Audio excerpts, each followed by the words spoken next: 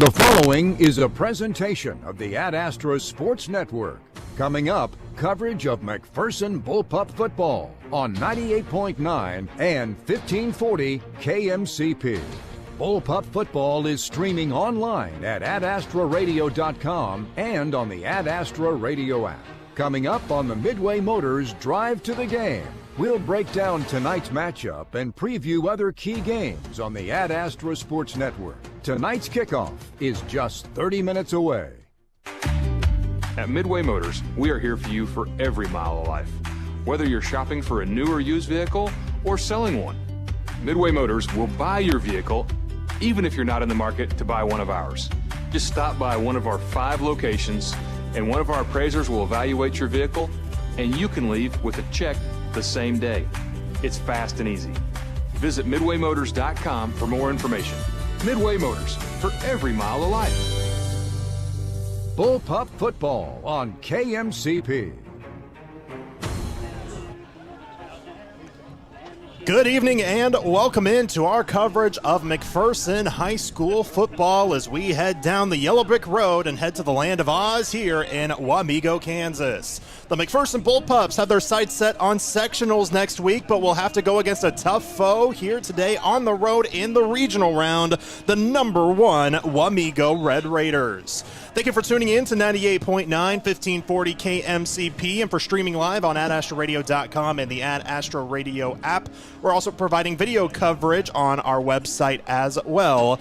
Join alongside Nathan Roble, I'm Lane Gillespie. It's a game that obviously, with it just being in the playoffs, is a big game nonetheless, but this is a team that you're going up against that has been dominant here, there, and everywhere all season long. The Wamego Red Raiders here on the road. The #1 team in the North Central Kansas League. They tied at the top spot with Rock Creek, but those are different classifications, so the top team in the North Central Kansas League in 4A is Wamego. They come in 8-1, just losing one game, and that came against Marysville earlier this year, just in week 3, and that was just a 2-point loss. They're off of a win against Independence 1 week ago where they won 42-14.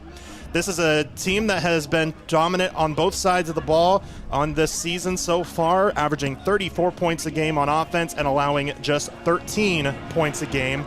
But if anybody can beat this team, it's probably McPherson here at this point, because this is a team that is coming off of a lot of momentum on a strong second half that they had against Abilene a week ago, as they want to try to mount the upset here in Wamego.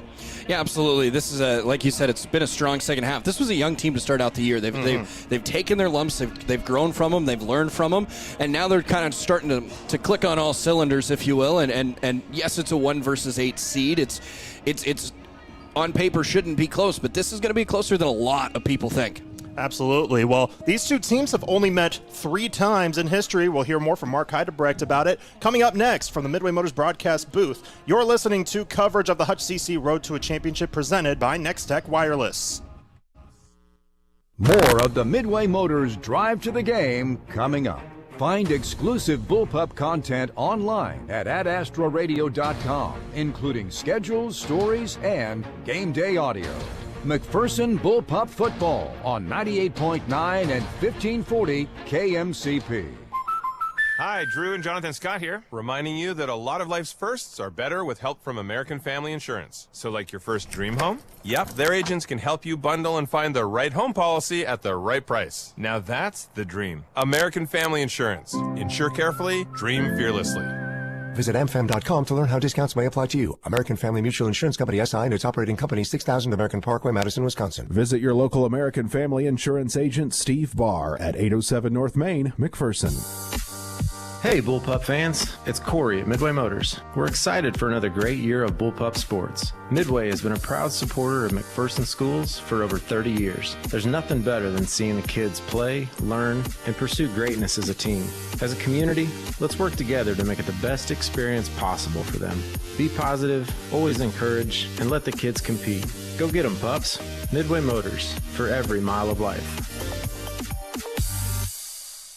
Most people know you have to change the engine oil regularly, but did you know that there are at least 4 other fluids that need serviced at regular intervals? These include transmission, power steering, brake, transfer cases, and more. Even hybrids require regular maintenance to maximize fuel economy and reduce costly repair bills. Come see the professional service team at Jar Automotive to make sure your car is in tip-top condition. When it's time to give your car some kale, come to Jar. We'll see you there.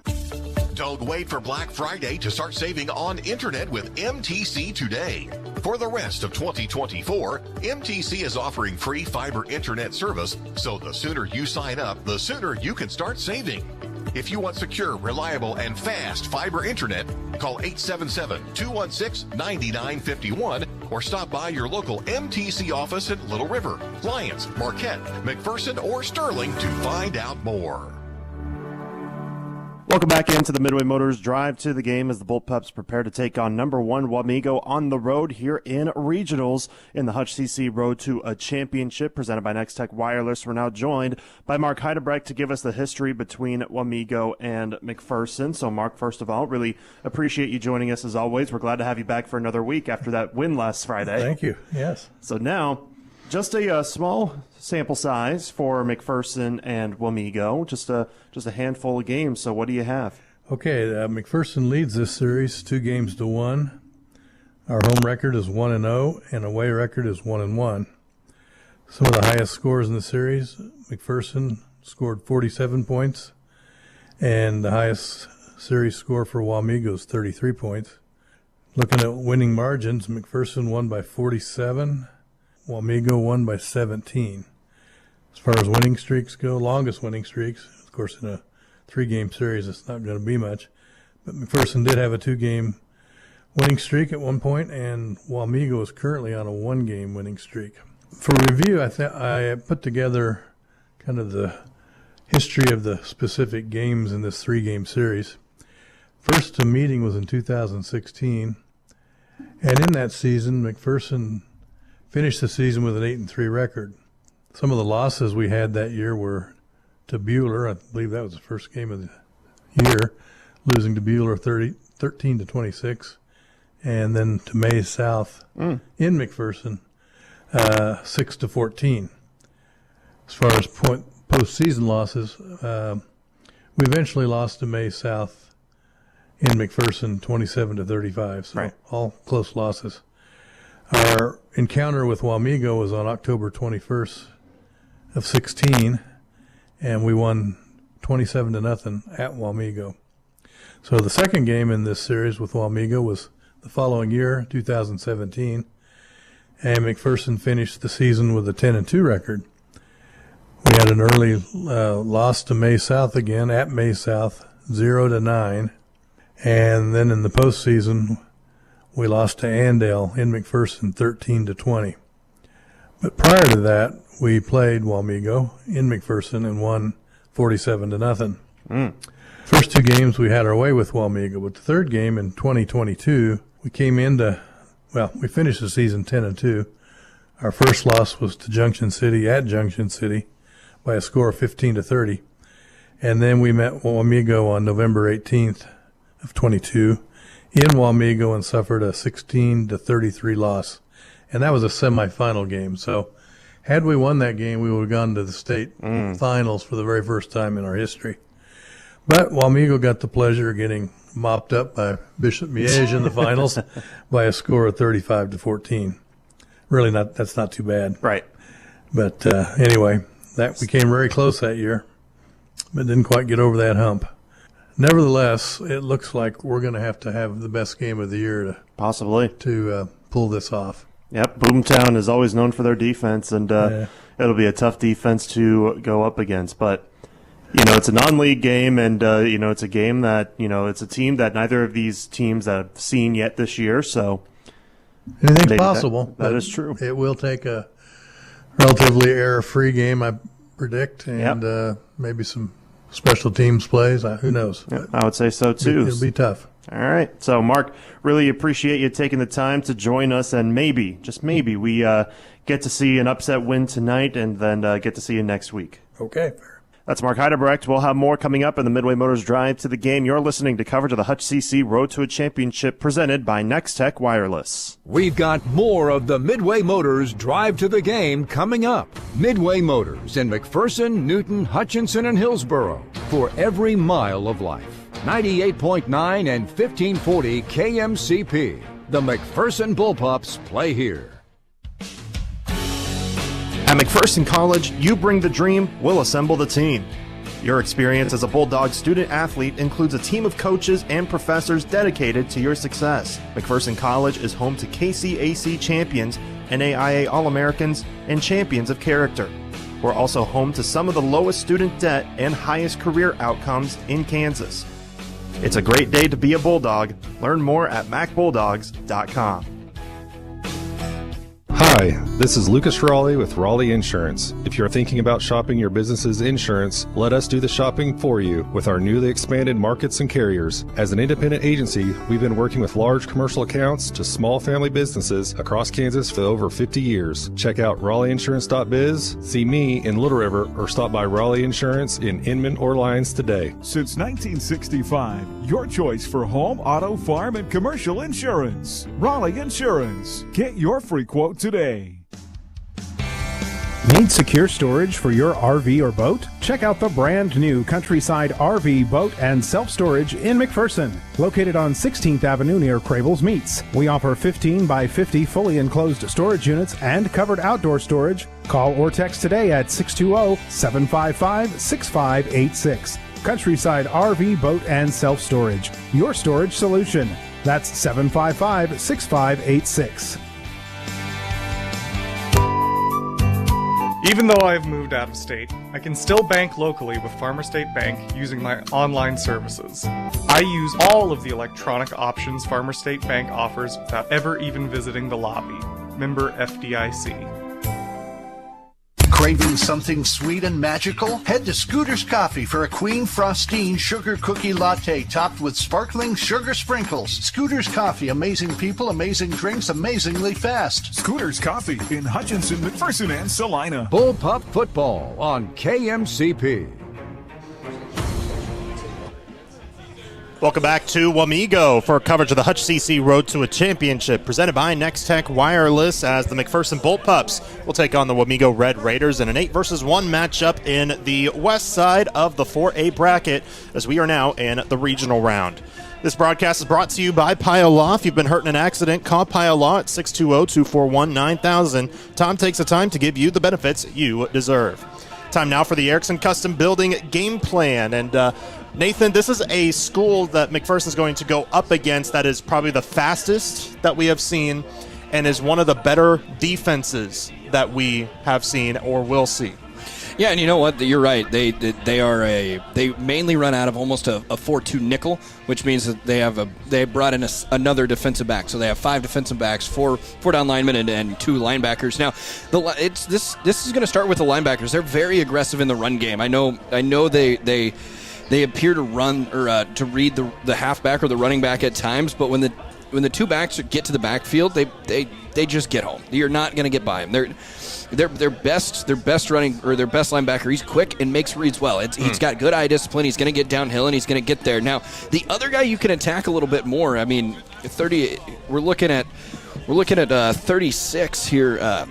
36 Knox Karnowski. He jumps around a little bit more. He's gonna stay a little bit quicker or not come as quick. So there's some disadvantages there in the linebacking core, but it's all going to come down to not making mistakes. If you can just execute your assignment and go up against this defensive front, you're going to have some success. Now, I also think you need to get it out of the hands of Carter Allen quick.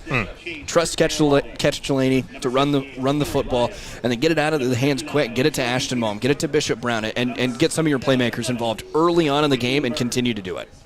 That's the Erickson Custom Building game plan for the Bullpups. For new construction and remodeling, contact Erickson Custom Building. Visit them online at ericksoncustomBLDG.com. We'll hear from the coach of the Bullpups, Jace Pavlovich, coming up right after this. You're listening to coverage of the Hutch CC Road to a Championship presented by Nextech Wireless on Ad Astra Radio.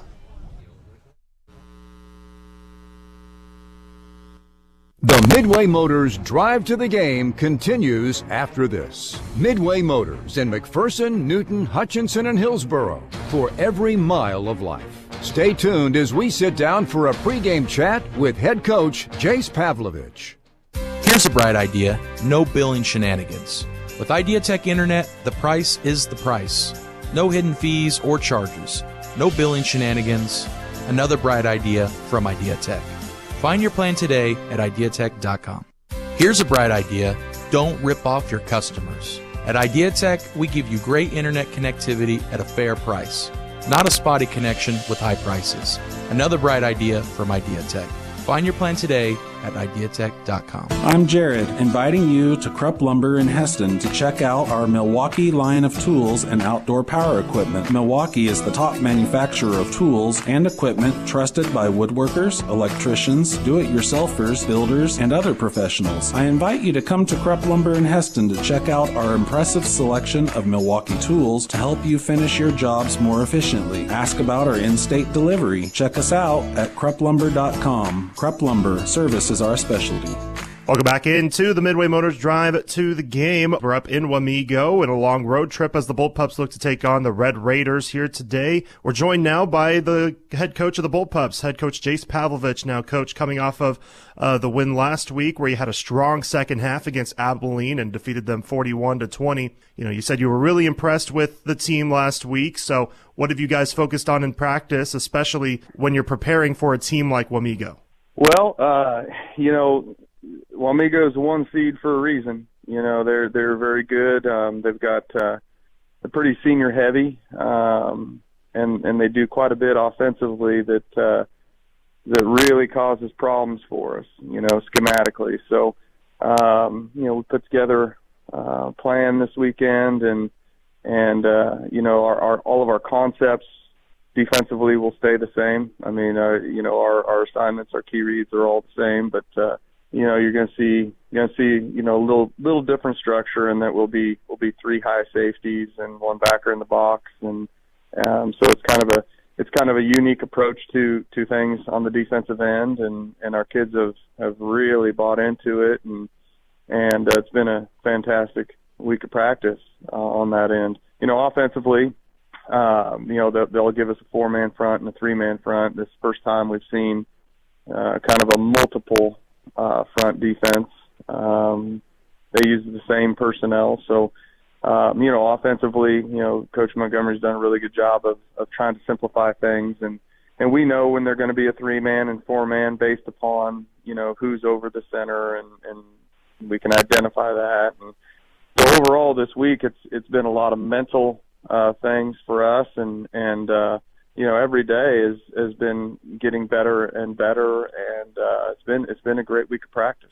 You mentioned the offense. Obviously, Wamego's defense, teams have really struggled against their defense over the past few years, and the same goes this year. But on the flip side, your offense is coming off of one of their better games this year, especially the passing game, when Carter threw for about 270 yards and 4 touchdowns. So what is the offense going to have to try to pick apart from this Wamego defense? Well, first off, it starts with being able to run the football.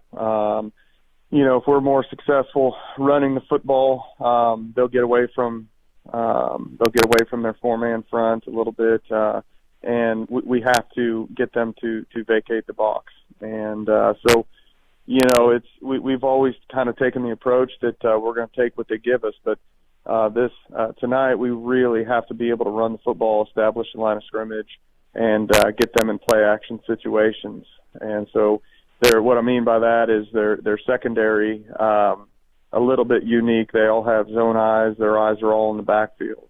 And if we're able to run the ball, their safeties have to get more active, defending the run, and that's when we can hit them with play action pass and get over the top. So again, it's one thing that leads to another, and we have to be able to run the football. If not, then they'll go in their 3-man front a little bit, and those zone eyes and play action is not as good of a call. So our guys have again done a really good job all week in practice, and we have to establish a line of scrimmage to have success overall offensively. Yeah, and it also might help that you do have an extra weapon in Brody Seidel at the tight end position. First time that he was able to get those reps this year with him being in a cast. Thankfully, he's off of that cast and paid it forward with 2 touchdowns last week. So how key is that you have at least that extra weapon on your offensive arsenal? Well, I mean, I think everyone saw it, Friday. It's a game changer having him at tight end to be able to get him the ball. And the kids that we've rolled in quite a few sophomores this year, but in particular at that position, and they've done a really good job. But having Brody, a senior that's battle tested and has a great ability to both block and catch, that changes us offensively quite a bit for the better. So having him out there is definitely good to see. We were hoping that he would have been out of the cast against Bueller because again, that helps us out tremendously. But having him involved in the offensive side is huge for us. But now you go against a tough Wamego team on both sides of the ball. You kind of mentioned what they do on both sides of the ball. Are there any people off the top of your head that we really need to focus on and watch for this upcoming game tonight? Well, Defensively, they have 3 guys that are just absolute monsters up front. They're the 3 guys that I would get off the bus with first if they were on my team. They definitely look the part, but they don't play with the motor that we've seen from the defensive lines, like Bueller in particular, and we were successful offensively against those guys. So it's going to be one of those things where you look out there on the field and I think, oh my gosh, look at these guys. But we got some pretty good guys too, and we're last week we opened up the offense a little bit and brought Brock Richardson in the fold, and he'll be heavy game plan. Obviously Ashton Malm, we'll put him in the backfield, we'll get him the ball as much as possible, and Bishop Brown, Bishop Brown has been a weapon all year. So, and we have Bishop and Ashton on both, different sides of the line of scrimmage. So that helps us tremendously. If they're really trying to double cover Bishop, then that opens up Ashton, and if they're double covering Ashton, that opens up Bishop. So we have to be able to complement each other quite a bit offensively, and Carter Allen's been doing a great job taking care of the football season. But last week I really felt like he did a tremendous job in terms of, taking some risks, because we're going to have to take some risks again, tonight. And so overall, I think that, I think we've got a good plan. I think our kids have been awesome all week. They don't want to be done playing football, and that's, as I've said before, that's a big part of playoffs is who's ready to be done and who's ready to get back to another week of practice. All right, should be a fun one. Coach, we really appreciate you taking the time. Best of luck tonight. All right, thank you, sir. That's head coach Chase Pavlovich of the Bullpups. We'll preview more coming up next in the Midway Motors Drive to the Game. You're listening to the Hutch CC Road to a Championship presented by Next Tech Wireless on Ad Astra Radio. Your world is changing, and so is ours. Hi, I'm Dr. Brian Kinnison with McPherson Dental Care. We are proud to announce that we are now offering the latest in technology in dentistry with Yomi Robotics to assist in placing implants. With this technology, it enables us to have better precision, smaller incisions, and helps us make implants less invasive. We are the only dental offices in the Midwest to offer Yomi Robotics. That's McPherson Dental Care, serving the communities in Inman, Bueller, Hillsboro, Lyons, and McPherson. From spring planting to landscaping and fall cleanups to winter snow removal, Ellis Tractor is your warmest pack tractor for all seasons. Our universal skid steer quick attach system makes switching out attachments a breeze, and our tough heavy lifting loaders give you added strength for any job. Start with reliability and power, stay for a wide range of capabilities, attachments, and implements. Get more features for less money. Start blue, stay blue with Ellis Tractor. Visit Moundridge Tractor, where customer service has been our business since 1985. Bullpup football on KMCP. Welcome back to a chilly, rainy day in Wamego as the McPherson Bullpups look to take on the Wamego Red Raiders in an 8-versus-1 matchup in the 4A West side of the bracket. Should be a fun one today. Currently, the pregame festivities are ongoing right now. Most of the lights are either dimmed or out, but the only lights that are on are aiming towards the Wamego Red Raider logo at midfield. It's a great sight to see here at the Wamego Sports Complex, just a few miles west of downtown Wamego, known as Boomtown, USA, and the Land of Oz. It's home of the Oz Museum, and a Macchiello Brick Road also hosts not Oktoberfest, but Oztoberfest, like the puns that they have here in Wamego. But now time, as we get ready for the game, still kickoff just about 5 minutes away, it's time for the Act 360 Insurance Ones to Watch. And Nathan, who should we look out for? Yeah, I know. I think we talked about the offensive side in the last segment. Now I'm going to talk about the defensive side of the football. I think this is one of the best quarterbacks that we're going to see this season.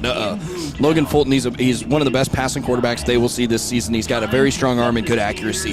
Here's the thing: you have to say assignment sound, and you have to be able to keep guys in front. So I could talk about the defensive backs, but they already know that. Here's who I think is the actual keys to the game here and the players to watch: Chase Kane. I think Chase Kane's going to be a key player in this game. I know this is not one of the most physical offensive lines that we've seen this year, but they are very assignment sound. They're strong within their blocks, and they're going to come after you. If Chase Kane can have a good day, the Bullpups should have a good day as well. That's the Act 360 Insurance Ones to Watch. Act 360 Insurance is here to partner in your legacy. Contact agents Darren Eddy or Cody Moores in Inman. Fireworks are going off. You're in Boomtown as the teams make their way onto the turf here at the Wamego Sports Complex. Kickoff is next. You're listening to coverage of the Hutch CC Road to a Championship presented by Next Tech Wireless on Ad Astra Radio. More of the Midway Motors Drive to the Game coming up. Find exclusive stories highlighting Bullpup athletics at adastraradio.com. The McPherson Bullpups play on 98.9 and 1540 KMCP. Winter's coming. Get your equipment ready with a tune-up from Hometown Outdoor Power. With locations in McPherson, Minneapolis, and Salina, we'll keep your gear running smoothly all season long. Call today to learn more about our winter service promotion. When you need electrical work done right, trust Headland Electric, McPherson's local experts. From new builds to remodels and maintenances, we've got you covered. Give us a call at 620-241-3757 or visit headlandelectricinc.com today. Water's Edge Restaurant and Catering has your cravings covered morning, noon, and Thursday nights. In Heston, open Tuesday through Sunday. Join them for an all-day breakfast, classic comfort food favorites, or daily lunch specials featuring a wide and unique variety. Thursday nights come in for theme nights like the famous fried chicken, waffles, burgers, Mexican or Italian, and ask about catering options. Find them online at watersedgeheston.com for menu and catering options. Are you done with punching the clock or constant work travel? Do you have 15 or more acres? Find freedom by joining America's #1 free-range egg brand, Happy Egg. Happy Egg is looking for growers to raise happy hens. Happy Egg offers startup and new flock cost support and yield-based compensation. Work from home. Work for yourself. Feed America. Visit happyeggfarms.com today for more information. Happy Egg is a proud supporter of McPherson County Athletics. Hi, I'm Carly Sutton with First Bank Kansas, where we're committed to making your home a reality. Picture this, your dream home perfectly within reach. With our flexible and affordable home mortgage options, we're here to turn your dreams into possibilities. Whether you're a first-time home buyer or looking to refinance, First Bank Kansas is more than just a lender. We're your dedicated partners in building your future. Our personalized services ensure that your mortgage aligns with your unique needs. Don't delay. Let's make your dream home a reality at First Bank Kansas. Member FDIC, Equal Housing Lender. Bullpup football on KMCP. The Kansas State High School Activities Association conducts official rules meetings, training clinics, and workshops throughout the state with a view toward providing a sound educational experience for all athletes. For more information on becoming an official in any sport, contact the Kansas State High School Activities Association at 785-273-5329. A public service message from your Kansas State High School Activities Association and 98.9 1540 KMCP.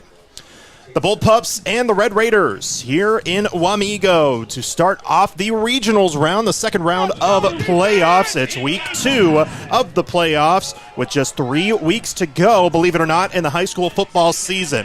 McPherson won the toss, decided to receive. Not often do we see that, but that's what the Bullpups go with. But maybe try to build off the offensive onslaught that they had a week ago and drive it down on Wamego early. Yeah, it's the opportunity. You want to get ahead early, you know, you're going to have to kick it off now in the second half, but you want to stun an opponent early. Absolutely. McPherson will wear their road whites, white jerseys, white pants, white helmets, red lettering and numbering on the front and back. Wamego in their black unis, black jerseys, black pants, white lettering and numbering on the front and back, and white helmets. Brought to you by McPherson Laundry, their job to make you look your best. The opening kickoff sails into the end zone for a touchback. Wamego's kicker, Brody Graber, one of the best in the state. He was a first-team All-North Central Kansas League last year as a junior. He's without a doubt, a college prospect and has been to multiple camps, so this is probably not the last time we're going to hear from him. But McPherson's offense makes their way onto the field, starting at their own 20, coming off of a 439-yard outing against Abilene last week, the most yards they had in a single game all season. 2 lined up wide right in the shotgun. Delaney in the backfield. Hand off, but he's tripped up in the backfield. Immediately up the middle by Josh Flanagan, a junior defensive end. A gain of maybe a yard, if that. Yep, 1 yard on the play. 2nd and 9 coming up. Yeah, they had 7 guys in the box, and all 7 of them were around the line of scrimmage, too, at the time of the handoff. There was almost nowhere to go for Catch Delaney, but for this offense, Catch Delaney's going to need to be a big part of this offense, as is Ashton Malm and Bishop Brown as well. Delaney had 40 yards rushing last week, plus did find the end zone once, rushing-wise, to make it 3 touchdowns for him on the year. He's now ran for over 400 yards and now leads the team. Fake handoff, play action on 2nd down. High pass intended for Brown. It slips through his gloves. Incomplete. 3rd down and 9 coming up. It is raining here in Wamego. That's going to have a factor in this game. Yeah, 100%, but I just saw Carter Allen say, hey, Bishop, we got to get out of there. We got to get out of that break a little quick. I thought Bishop Brown went in too long, went almost 7 yards, and it should have gone about 5 yards in an out route. But move on to 3rd down. It's 3rd down and 9 now. Everybody's stomping their feet here at this stadium. It's shaking up here in the press box. Shotgun set, 2x2, they line up. Delaney in the backfield. Puhala in motion left to right. Allen looking to throw out of the pocket. Fires quickly. Has Brown. He makes the grab, but he's going to be short of the yard to gain by about 1.5 yards. They mark him at the 28.5-yard line. 4th down and 1. And, yep, they are going to bring the punting unit out. Even though it's about 4th and 1, 4th and 2, you're pinned back at your own 28. So a 3 and out is going to start off this day for McPherson. Early on I only saw 3 plays, but there are holes in this zone here. They're going to run a lot of cover 4. I think there's going to be some holes in the zone that McPherson can take advantage of as this game goes on. Richardson to punt it away. 2 back deep to return. It will bounce and will go off the helmet of a Red Raider, and then he will fall on the ground. And returning that was Jackson Tupps. He already has a couple of returns, albeit kick returns, all the way home for a touchdown this year. But he landed on the ball after it hit his hands and helmet down onto the turf at the 41. The Red Raiders with good field position to start off their day here at home. We're only 1 minute 21 seconds into this game. Yeah, for this offense, you're going to see a lot of Logan Fulton. You're going to see a lot of Tate Warren, the running back. If Tate Warren has a great game tonight, he's got over 1,300 yards rushing. If he has a good game tonight, so will Wamego. He's a guy that has terrific speed and runs downhill. His season high was against Clay Center, 265 yards. Pistol set for Wamego. Man in motion from right to left. It'll be a handoff on 1st down to the left side of the line. He's stuffed at the line of scrimmage. The Bullpups meet him up front and only give him about 1 yard on the play. Here's one of the issues of trying to run against this McPherson defense. It's extremely difficult to. Outside of just one game, they've really held opponents to minimal rushing yards all season long. You mentioned Chase Kane as a guy to watch out for. Leads the team with 14 tackles for loss and 7 sacks this year. The tackle leader is the linebacker Brock Richardson. 2nd down and 9 at their own 42. Another pistol formation for Wamego. 2 bunched up to the right, 1 wide out left. Man in motion and another handoff. This time he finds a hole, lowers the head, and finally goes down at the 49.5. He's about 1.5 yards shy of the sticks. But contrast to what McPherson had on their first drive, for Wamego, it's 3rd down. Yeah, Wamego's got third down here. They went with Warren twice there, picked up 9 yards. Great runs there. The hole opened up, but we talked about the offensive line. The offensive line is very assignment sound. They're not as physical as some other teams that McPherson has played, but these are going to be a good offensive line. The mark at third down and a yard at midfield. 2 in motion from left to right. They're bunched up left. 1 wide out left as well in the pistol. Another run up the middle. Warren gets the first down, lowers the head past the 40 to the 37-yard line. A move of the chains on a gain of 13 yards from the 6'2", 200-pound senior Tate Warren. Excellent job. He had a little bit of a hesitation move. He was a little bit patient, let the hole open up, and then he just took advantage of it with a 13-yard pickup. The winner of this game sees Bueller next week. They already finished their game. Theirs was yesterday. They blew out Mulvane 62-21. Wamego played Bueller earlier this year and beat them 29-16. Handoff Warren, stuffed at the line again on first down. Holding him from his legs to not push him any further was Catch Delaney. He can get it done on both sides of the ball. He does just that. No gain on first down. Yeah, excellent job by Catch Delaney. It looked like it was more of a power setup on the offensive line, which means there were some pulling guards there as well. Catch Delaney just swam him and got right uphill into the backfield and took down Tate Warren by himself. Pistol set. 2 receivers, but a tight end lined up right as well. But motion up front. Who jumped first? Chase Kane says it's Wamego, but what do the officials say? It is Wamego that is called for a false start, so moving back 5 yards. So it'll be 2nd down and 15 coming up for Wamego. I almost think that was more of a snap infraction. He moved. I think the center moved the football just a little bit and adjusted himself and got Chase Kane to jump off sides. However, it's going to be a snap infraction. Correct. 2nd and 15 following the penalty for Wamego. The first mistake they've made so far here in the early going. 8:10 to go first quarter. No score between the Bullpups and the Red Raiders. Now a whistle. And what a timeout called by Wamego. So make it back-to-back early mistakes. You burn a timeout just not even 4 minutes in to this game. Yeah, it's wild. You normally want to try to save those for as late into the half as possible, but I guess head coach Weston Moody saw something and just wanted to take a quick timeout. We'll keep it here. Moody is in his 7th year here at Wamego with a combined 55-19 record. It's a school that has been dominant on the football field over the past few years, have fallen just short of winning a state title, but they're one of the front runners this year, especially with who's left in the brackets, especially on this side. Now, Andover Central, should they make it that far, could give them a run for their money, again, if they make it that far, but obviously after tonight we'll have to see. 3 in motion from left to right, all bunched up at the line. 1 wide out right on 2nd and 15 out of the pistol. It's a toss out near side for Warren. Looking for a hole, finds one, gets past Kane, past the second level, across the original line of scrimmage, and they'll mark him at the 34-yard line. It will be 3rd down, but about 3rd down and 7 coming up for the Red Raiders. Yeah, an excellent pickup on 2nd down. They just try to get everybody out. They got their tight ends, their H-backs all going out and trying to block the cornerbacks one-on-one, just pulling outside. Tate Warren followed it to perfection, stayed patient, and hit a hole. Wamego converted on their first 3rd down of this game, but albeit that was just about 3rd and a yard. Now an empty back shotgun. Tups in motion from right to left. They will fake the handoff as Fulton will look to throw. Looks deep. He's got an arm. He's looking high into the air. He's got a man in the end zone. Touchdown Wamego. Harper Lowell with a 34-yard catch. These guys have a lot of speed, and there was a defensive back backpedaling, trying to find Lowell, but instead, Lowell found the end zone, and the Red Raiders strike first, 6-0, 7:23 to go, first quarter. Yeah, it almost looked like McPherson was in like a cover 3 look, and they just tried to go one-on-one with a safety with 2 tight ends in the middle of the field. That's how you defeat that, but this team loves to run vertical routes, and that time they did, and Harper Lowell got by the safety for a touchdown. In to kick the extra point is Brody Graber. Good snap, good hold. The kick is good. It's 7-0 Wamego. 7:23 to go here in the first quarter. We're back after this for the ensuing kickoff. You're listening to the Hutch CC Road to a Championship presented by Nextech Wireless on Ad Astra Radio.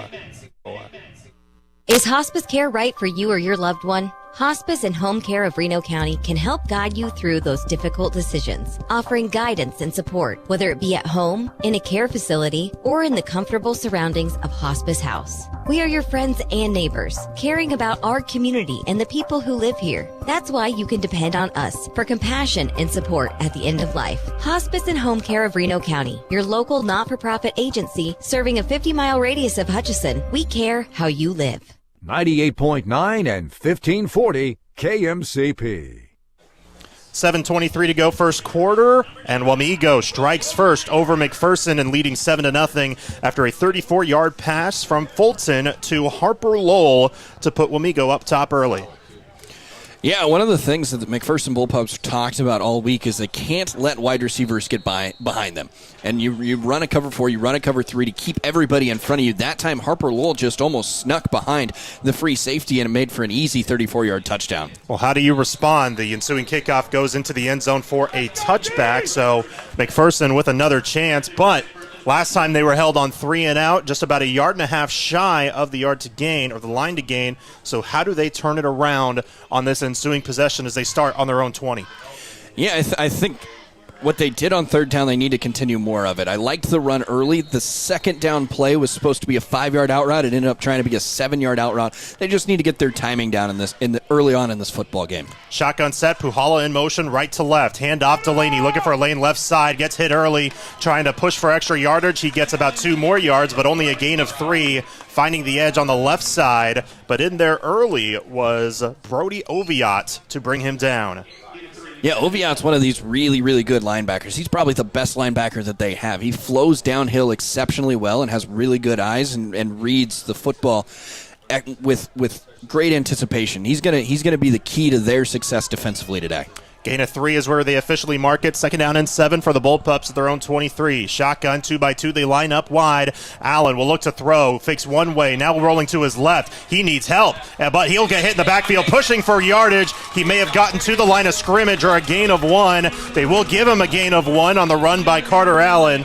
But that one looked like maybe a blown-up play. He was looking right and then maybe saw something was caught up and said rolled left. Had Puhala streaking, but there was a defender in his face to pretty much stop him in his tracks. 3rd down and 6. Yeah, it was an excellent job of not falling for the wide receiver taking off. He stayed there. The defensive back understood where he was at and forced Carter Allen to make a decision. That time he tried to run through him. Didn't work. 6:10 to go. First quarter, 3rd down and 6. Empty back, 5 wide shotgun. Screen pass has Malm looking to get into a lane. He finds one on the near sideline. He's at the 50, the 40. One man to beat. 30, 25, 20, 15, 10, 5. Goodbye. Touchdown, Bullpups.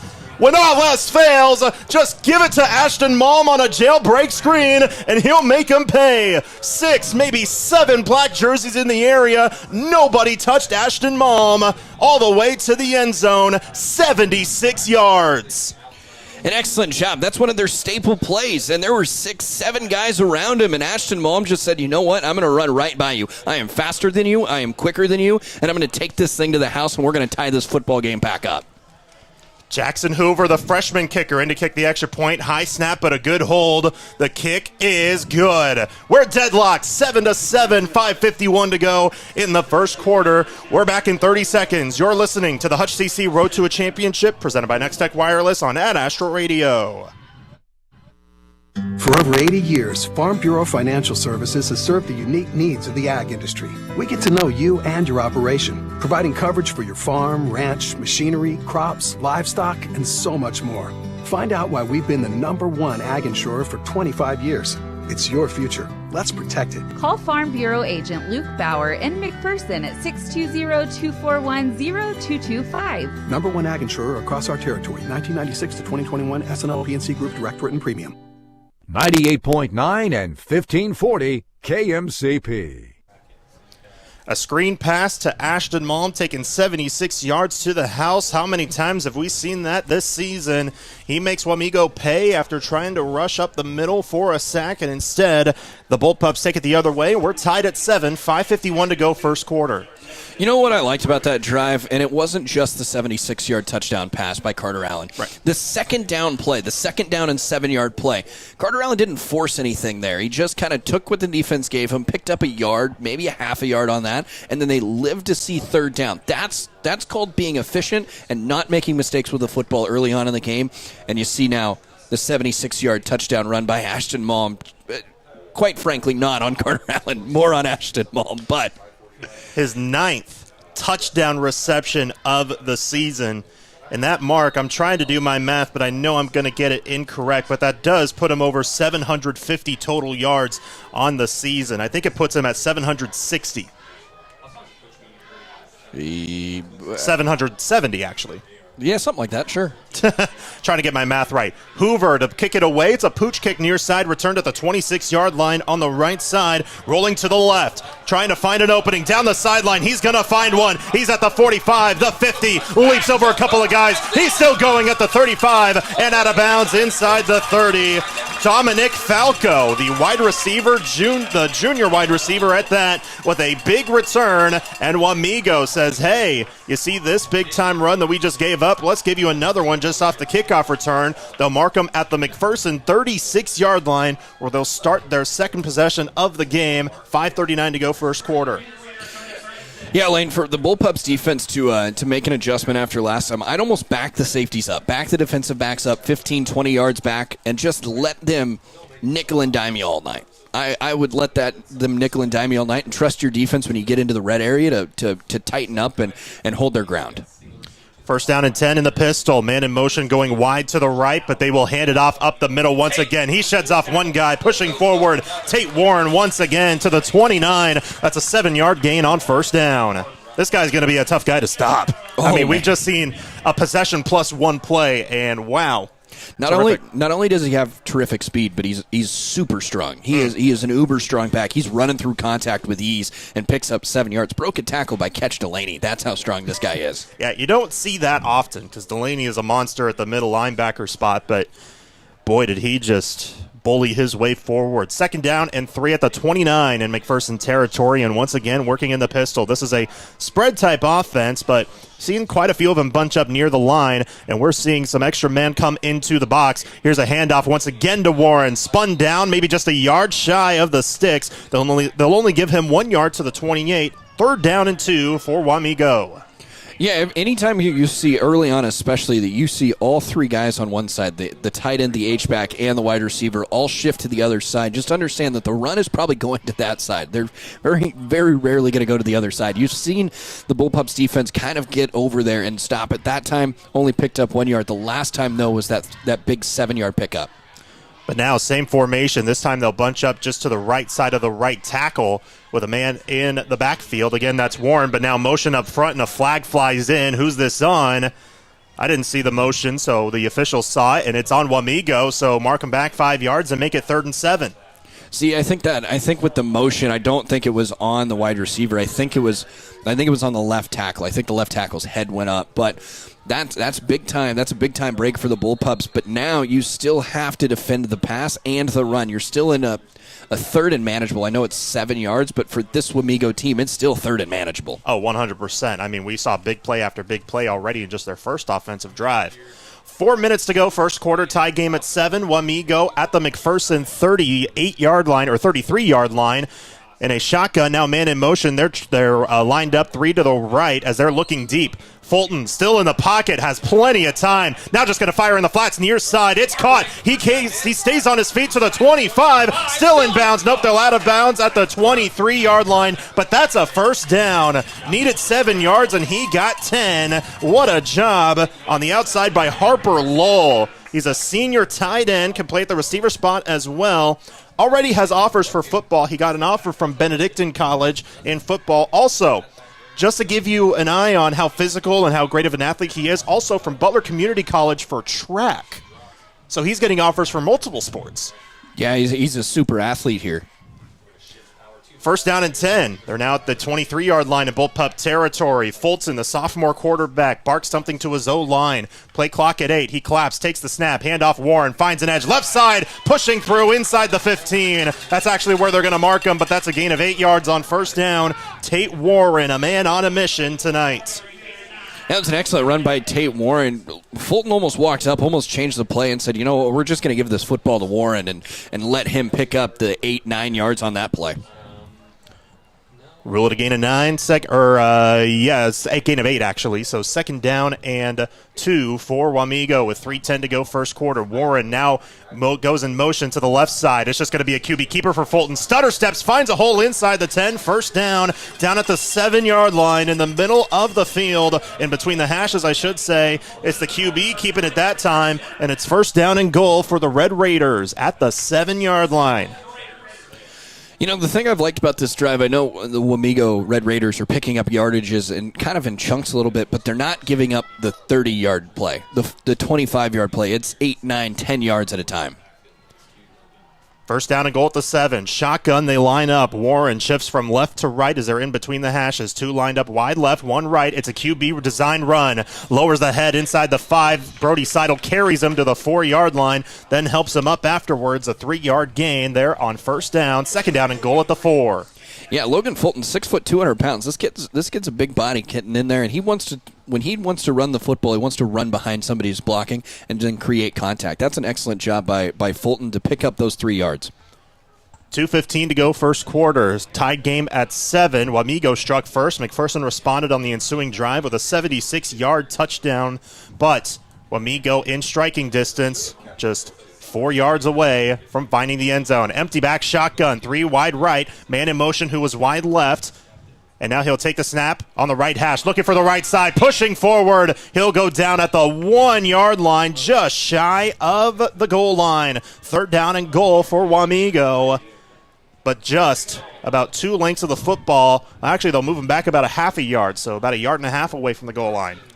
Lane, I'm just going to go out on a limb here. I am not the Wamego coaching staff, but I say you line up and you run that exact same play again. I mean, they did it back-to-back, and so far about 6 yards down the field. I was going to say, you only need 1.5 yards here. Give it to that guy again. 2 lined up wide right, 1 wide left as they break the huddle with 10 on the play clock. They're in the shotgun with Warren in the backfield to the right hip pocket of Fulton. Now a man in motion from right to left. That's tough. Stops at the line. It is just a direct snap to the running back, and he takes it in.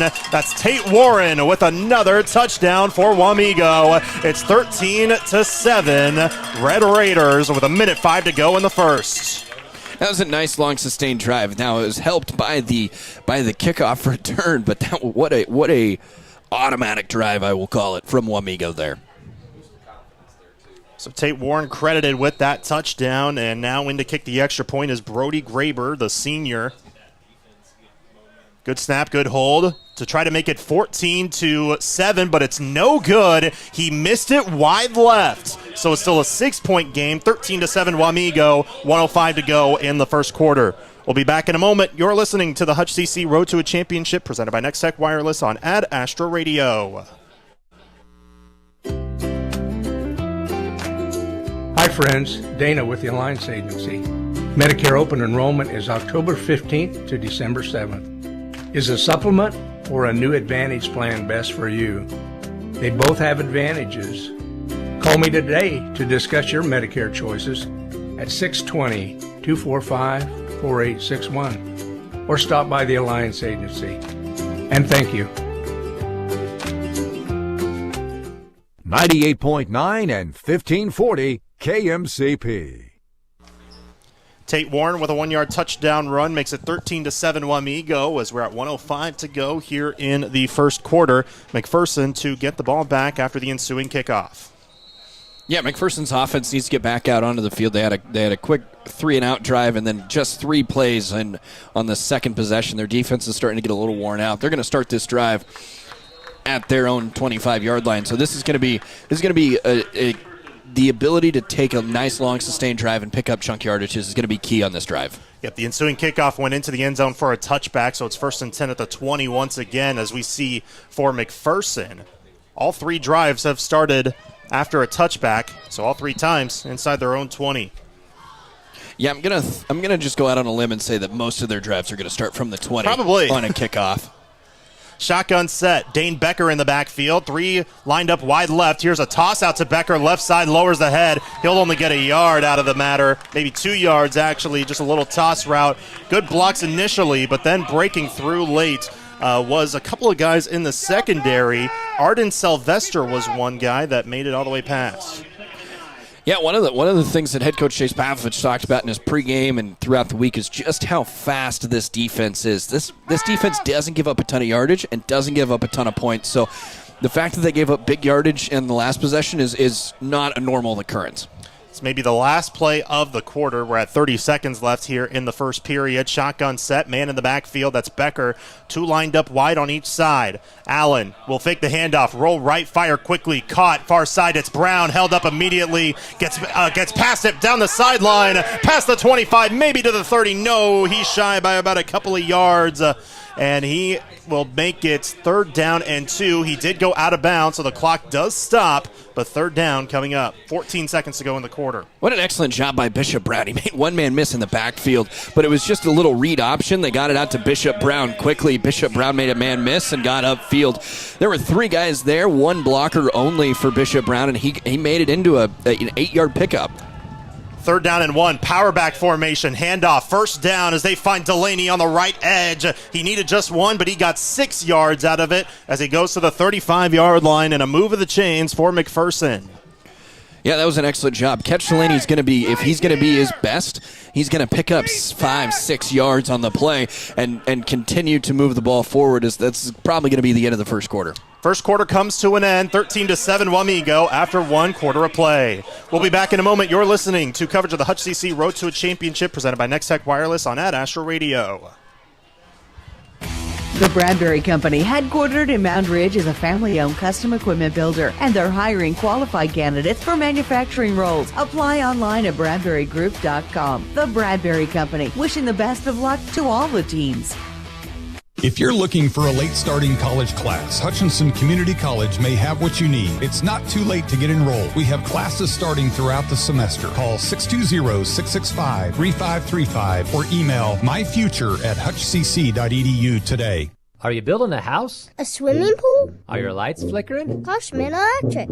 That's Schmidt Electric. 620-960-6755. Schmidt Electric will take care of all your electrical needs. Got Spock? Erickson Custom Building has a great plan and a budget suited for your needs. Erickson Custom Building provides quality craftsmanship and superior customer service. Call 620-585-2816 or visit EricksonCustomBLDG.com. 98.9 and 1540 KMCP. Second quarter begins on 1st down for McPherson with a handoff to Delaney up the middle. Broke off of it, but he slips and falls for a gain of 2, but a flag did fly in the backfield. This one may be going back. 13-7 Wamego leads after 1 quarter of play, and McPherson gets about 2 yards. Actually, Brody Seidel is signaling to his sideline, hey, it's actually hands to the face on the defense, but what do the officials say? I was going to say, I think this is going to be something along the line of a face mask call. Personal foul face mask call, because I saw the middle official or the official in the center of the field throw the flag within the scrum. So this is going to be 15 yards against this Wamego defense. Yeah, if you're McPherson, you take it. Just 7 seconds in, and you already get a big chunk of yards and a 1st down just off of a penalty. Now that's only the 2nd 1st down that McPherson has had in this game. The first one came to end the first quarter on a run. This one via a penalty. This one puts McPherson at the Wamego 47. 2 lined up wide left, 1 out right. Man in the backfield, that's Delaney. It's a read option. Delaney will take the handoff, but he's down in the backfield. That's a loss of 3 all the way back to the McPherson 49 to make it 2nd down and 13. Lane, I'd almost say that with this Wamego defense being so fast, you're either going to have to pitch it out or throw it out to the outside to attack the corners, or you're just going to have to get upfield as fast as possible. I don't know if a read option where you're going out to the outside is going to be a play that's going to have a lot of success tonight. Two lined up wide left, two to the right in the shotgun. Delaney in the left hip pocket in second down and 13 at the McPherson 49. Play clock down to 9. Allen gets the snap, handoff again. Delaney up the gut, maybe back to the original line of scrimmage. Nope, a yard short of there, so just a gain of 2 and third down and long for McPherson. About 11 is where they're going to mark it. Yeah, that's a more sustainable run for the Bullpups offense. Just go right behind this guard, center guard. They're all three. They're all three either a senior or a guy who's played a ton in Creighton Bird who's just a junior. So trust those guys up front against this defensive front. Third down and 11. Shotgun 2x2. They line up. Allen to throw. Fakes out of the flats. Looking left. Will throw it to Malm, but he's hit immediately at the line of scrimmage. A gain of 1 maybe on that play as junior linebacker Knox Karnowski brought him to the ground, I should say. So it's fourth down and 10. Here comes the punting unit for McPherson. Yeah, another jailbreak screen to the far sideline with Ashton Malm, the intended receiver. Wamego's coaching staff is a smart group. They're a well-coached group. They understand that that's what McPherson is going to want to do and want to try to do, and they had an excellent job taking it away. Richardson boots it away. High side-over-side kick. Beautiful punt. Fair catch signaled for and caught at the 12-yard line. Wamego deep in their own field to start off this upcoming drive with 9:52 to go in the first half. Yeah, this is the first time Wamego's actually started on their own side of the field. I know they started the first one on the 40, but even then, this is the deepest they're going to be. So this is a good time for the Bullpups defense to ratchet down and get a stop here early. We're brought to you by Next Tech Wireless. You can listen to every Bullpup football, basketball, and baseball game this year on your phone or mobile device with the Adash Radio app powered by Next Tech Wireless. Shop for the latest phones and devices at the best prices. First down and 10 at the 12-yard line for Wamego in the pistol. They'll hand it off on first down. It's Warren fighting an edge left side to the 20, past the 25. Looking to get undercut by Malm. He does at the 31-yard line, but that's a 19-yard gain on the first play of the drive and a move of the chains for the Red Raiders. Yeah, Tate Warren, who averages 151 rushing yards per game, already up over 50, almost to that 60 mark. So he's had an excellent job here, or almost to the 70 mark, I should say. He's done an excellent job here early on. We're only 14 and a half minutes in. This is not even a full quarter in college or the NFL. First down and 10, rather. Two lined wide to the right. A bit of a slow snap, but a pitch out to Warren on the right edge. He'll get hit after a gain of 3, maybe 4 yards. They'll mark him at the 35, just on the right hash, as the left side of the secondary had to swarm in, that being Ashton Malm and Brody Seidel being the second effort to bring him down. Second down and 6 coming up for Wamego. And you know what, Lane? I almost want to pay attention now. We talked about Chase Kane in the pregame. I almost want to pay attention in their run game. Are they running away from Chase Kane? Is that what they're kind of doing here? Because he's set up on the right side of the line of scrimmage and now is flipping over to the left side of the line of scrimmage. Let's see if they try to flip this or change this at the line of scrimmage. Two lined up wide to the left on this rainy day in Wamego. A bit chilly as well.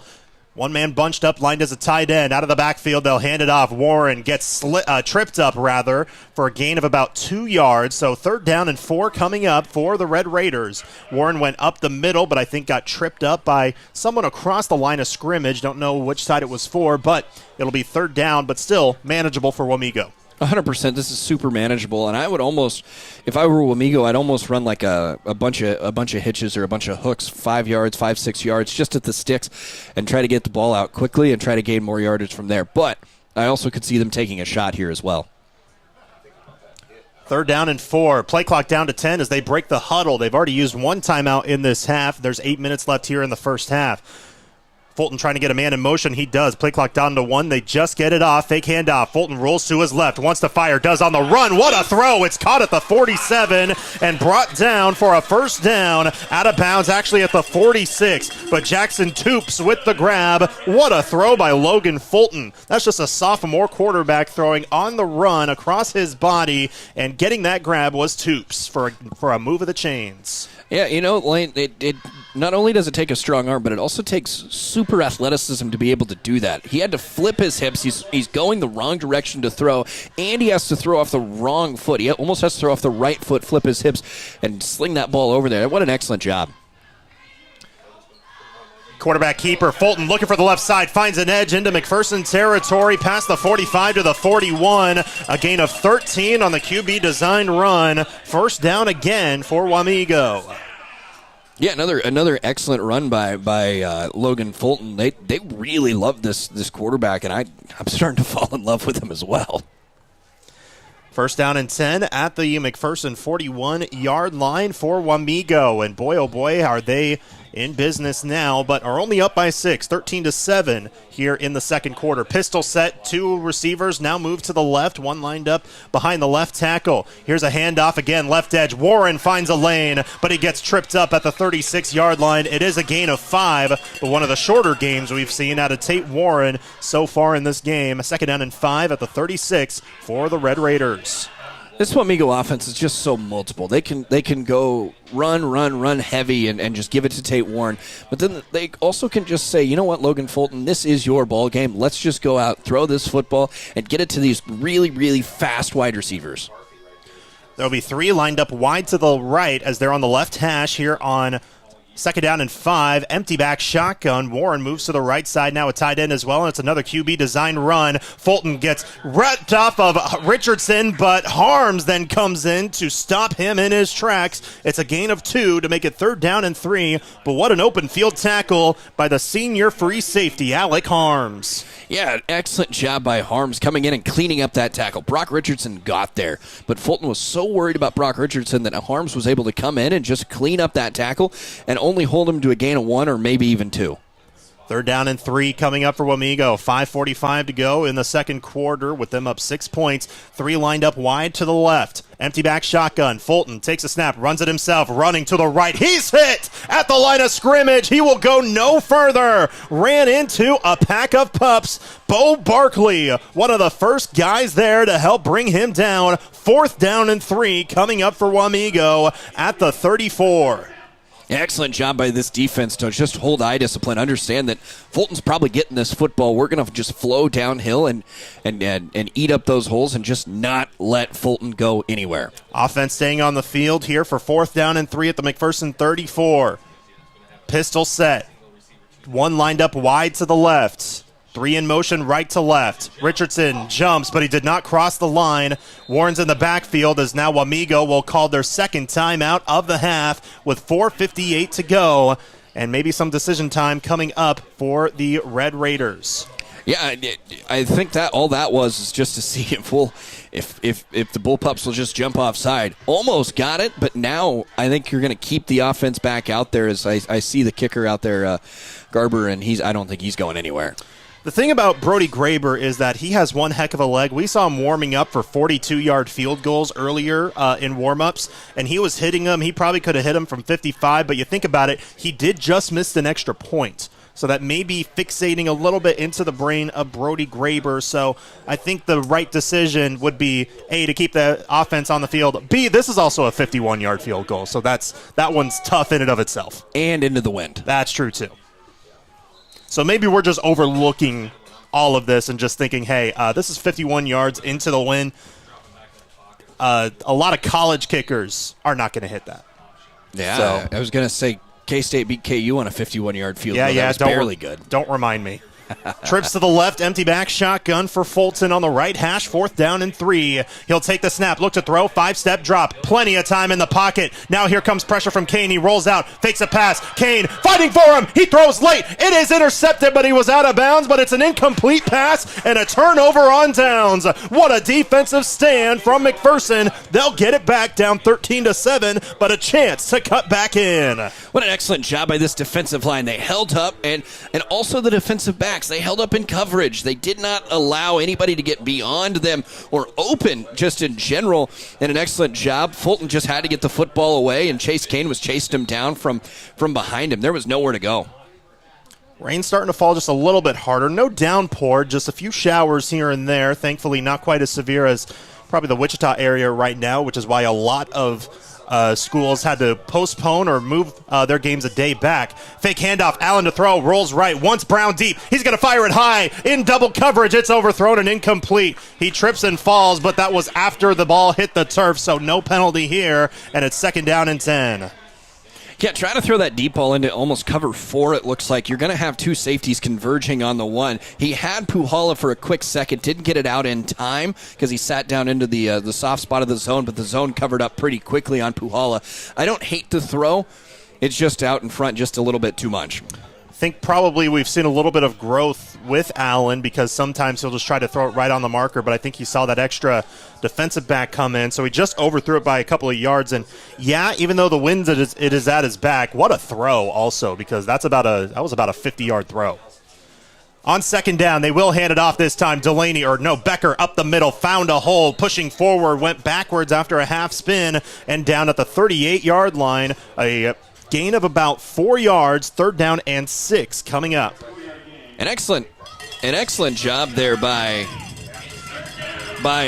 Dane Becker. Took coverage, stayed strong through the hit and through the tackle and picked up 4 yards. Just kind of almost carried a couple of defensive linemen with him.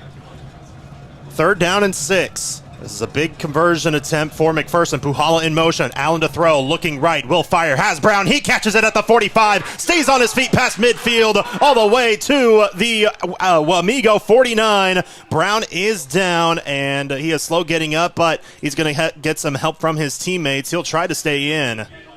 I think he will stay. Nope, he will have to come out for a play because, he was down and we had to stop the clock. So there will be a receiver coming in for him, Paxton Ingalls. But maybe just for this one play. But what a play by Brown. 1st down and 10 McPherson at the Wamego 49. What a play. They almost set it up to where there was a rub route a little bit. It got Bishop Brown open, but you bring in Puhala, you bring in and flood that area. There's only 3 defenders there. They have to pick and choose who they want to throw it to. Bishop Brown was the open receiver. 2 wide right, 1 left. Handoff Delaney up the middle. He's stuffed. He's trying to push forward, but nope, he's done in the backfield. A loss of about 2.5 yards on that 1st down play with a run up the middle. Back into their own territory. They do rule a loss of 3.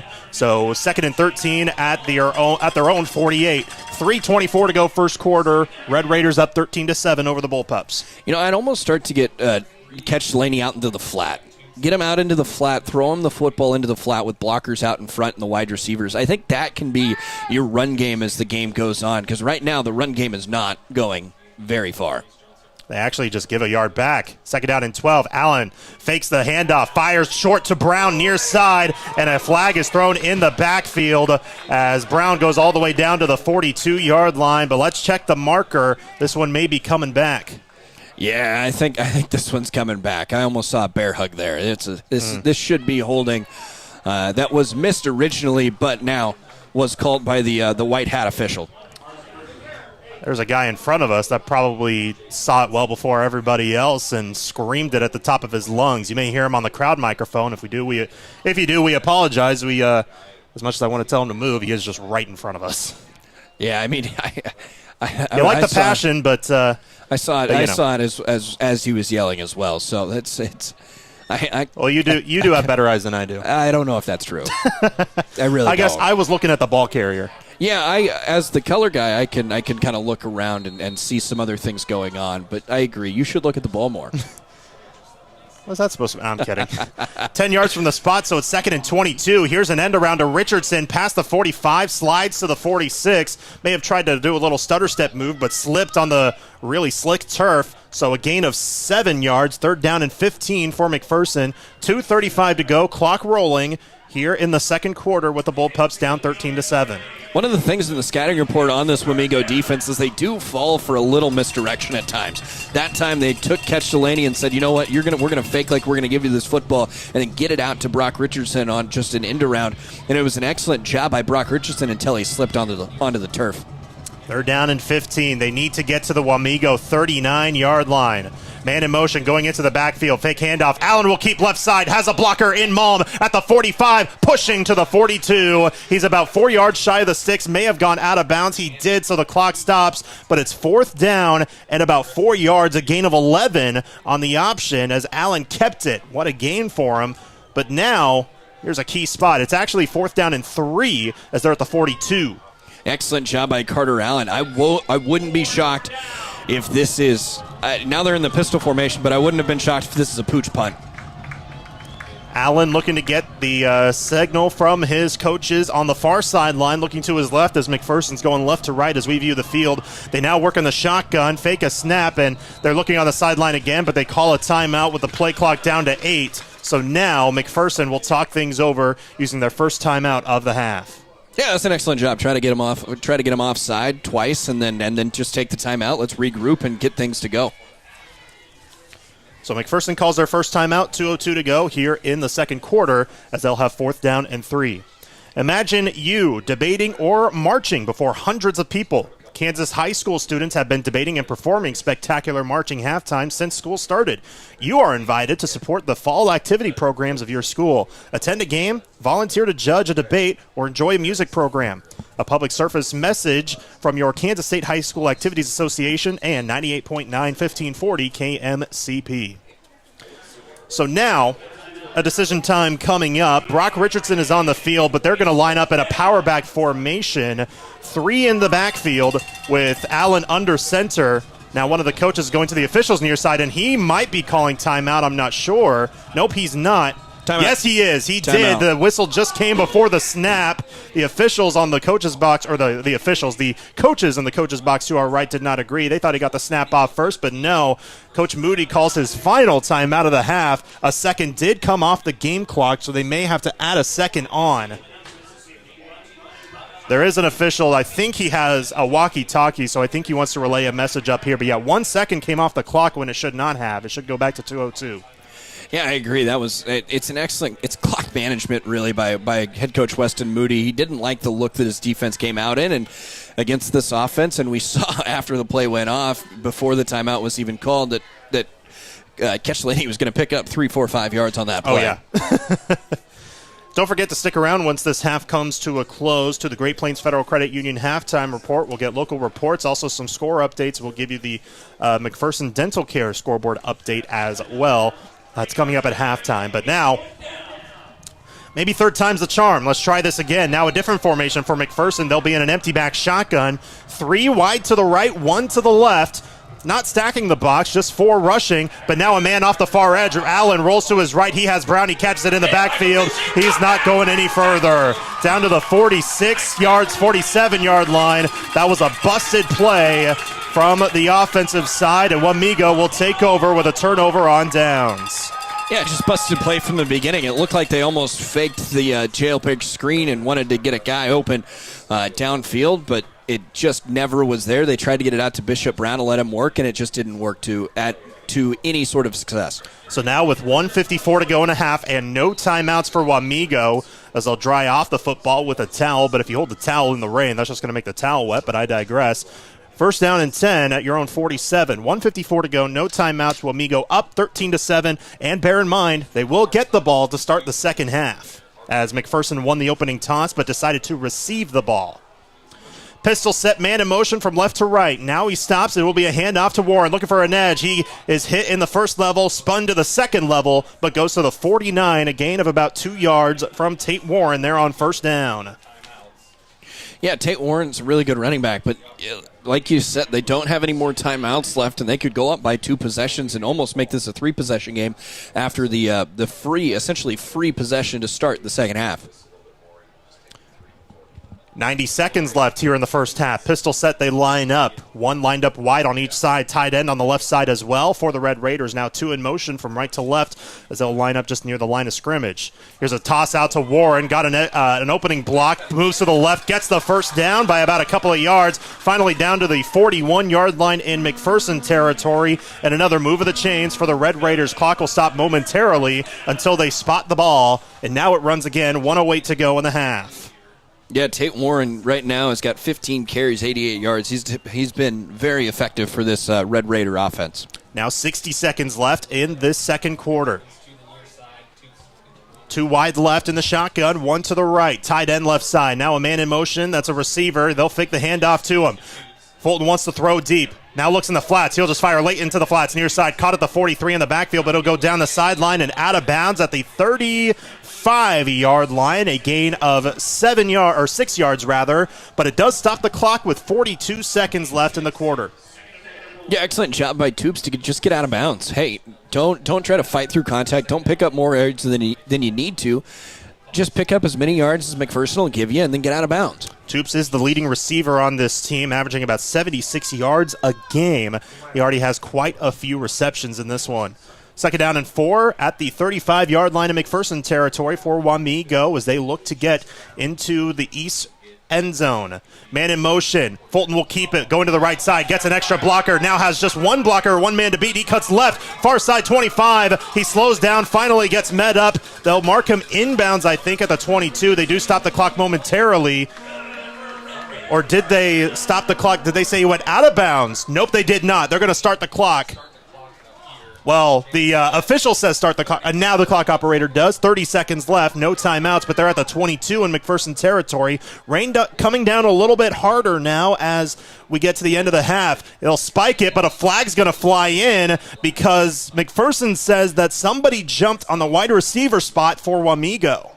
Yeah, I don't think this was all set. This is going to be a dead ball foul. I have no idea what McPherson's going to do here. Yep, illegal shift. So, yeah, they were not all set. Clock was running. Does that require a 10-second runoff, yes or no? That's a great question. Great question. If there is, right now there's 22, but nope, they're going to keep it at 22 for the time being, and we have not heard any different. Well, actually, the officials are talking to Coach Jace Pavlovich on the far side. So here's the thing. They're talking to head coach Jace Pavlovich if he wants, I would assume if he wants the 10-second runoff. I would assume he would because Wamego's out of timeout, so they can't stop it. McPherson wants to stop Wamego's chances of scoring. They don't want to give them more time. So now the official, the white hat, will come out. And maybe no change. Nope, they'll just run the clock right now. That's the rule. Okay, they'll run the clock right now before the snap. Fulton looks to throw. Here comes pressure rolling to his right. Fulton fakes. Now goes to the far side, out of bounds at the 20-yard line. 10 seconds left in the half. Excellent job by Fulton. Just saw that he didn't have anything. Just went and tried to pick up as many yards as possible. Great job by him, he picked up a good chunk of change. Well, now they're going to bring out the kicking unit. They're not going to go with any more plays. They're just going to bring in the special teams, kicking into the wind with the rain, soaking this wet turf. Is Brody Graber on the right hash. This will be a 37-yard field goal. 10 seconds left in the first half, but he's a terrific kicker. Good snap, good hold. Kick has plenty of distance. Did it split the uprights? No, he missed it wide left with 5 seconds left in the half. McPherson holds them on a kick missed by Brody Graber.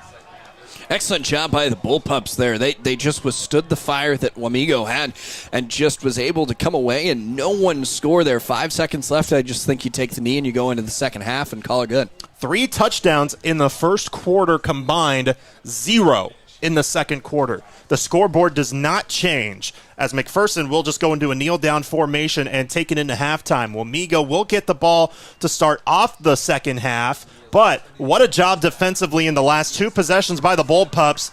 They're down, but without a doubt not out of it. 13-7 halftime score. Wamego leads over the McPherson Bullpups. The Great Plains Federal Credit Union halftime report is coming up. You're listening to the Hutch CC Road to a Championship presented by Next Tech Wireless on Ad Astra Radio.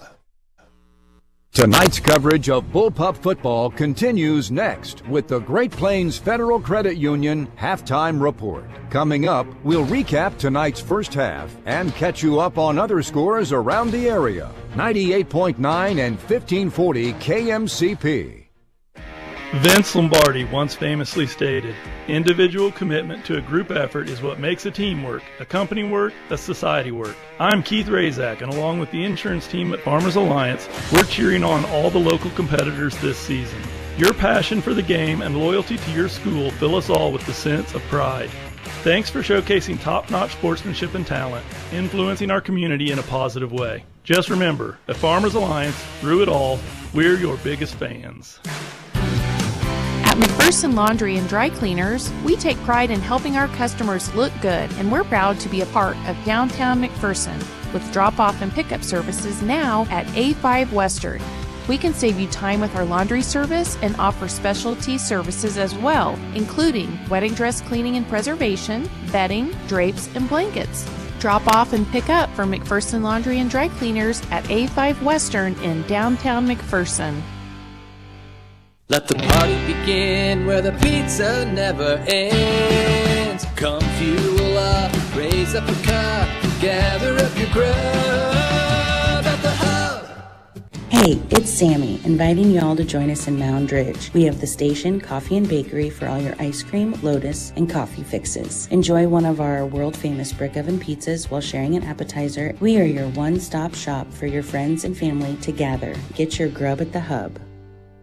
The experienced team at Pyle Law is located at 705 West Kansas Avenue in McPherson and is ready to assist you with every aspect of your personal injury case. Tom and his staff have over 25 years of experience and work diligently to fight for the compensation you deserve. If you've been hurt at work or in a car or motorcycle wreck, call 620-241-9000 for a free consultation today. Evening and weekend appointments are available. Visit pylelaw.legal to find more information and rest assured you're moving in the right direction. With the halftime update, I'm Lucky Kid. There were some games played last night because of potential weather issues in 8-man Division II. Central Christian beat Logan Palco 48-6. The winner, Central Christian awaits the winner of the Victoria-Wallace County game. That's going to be played Saturday afternoon at 2 in Victoria. In 3A last night, it was Andale over Clay Center, 74-0. Andale awaits the winner of the Cheney Collegiate winner from tonight. 4A action last night, Bueller down Mulvane 62-21. They'll play the McPherson Wamego winner. Wellington came back late to beat Capon Mount Carmel 20-19. Andover Central over Winfield 35-7. In 5A, Hutch High was a winner last night over Liberal 33-13. Salthawks move on. They'll play the winner of tonight's game between Great Bend and Hayes. Hutchinson and Barton Community Colleges are both involved in the BSN Tip-Off Classic at the Sports Arena. The Lady Dragons are taking on the Chamber Junior Varsity this evening, while the men are facing Southwestern Christian. Tomorrow night, the women will face Murray State at 5:30. The men will take on Labette at 7:30. Barton's men took on Labette today, and they will take on Southwestern Christian tomorrow. The Lady Cougars played the Bethany JV today, and they'll face the Chamber JV tomorrow afternoon. The Hutchinson Community College women and Barton Community College men are involved in Region 6 Plains District Championship games coming up this weekend. Lady Dragons, who beat Dodge City 2-1 in the semifinals on Thursday, will face Cali at 4:30 tomorrow afternoon at Johnson County Community College in Overland Park. This after Cali upset previously undefeated Kansas City, Kansas in the other semifinal. Barton men's soccer will be taking on Cali tomorrow evening at 7. That will be in the Region 6 final. That is being played in Chanute. We will be back with a scoreboard update right after this. More of the Great Plains Federal Credit Union halftime report is coming up after this. Visit GPFCU in Hillsboro or McPherson or online at greatplainsfcu.com.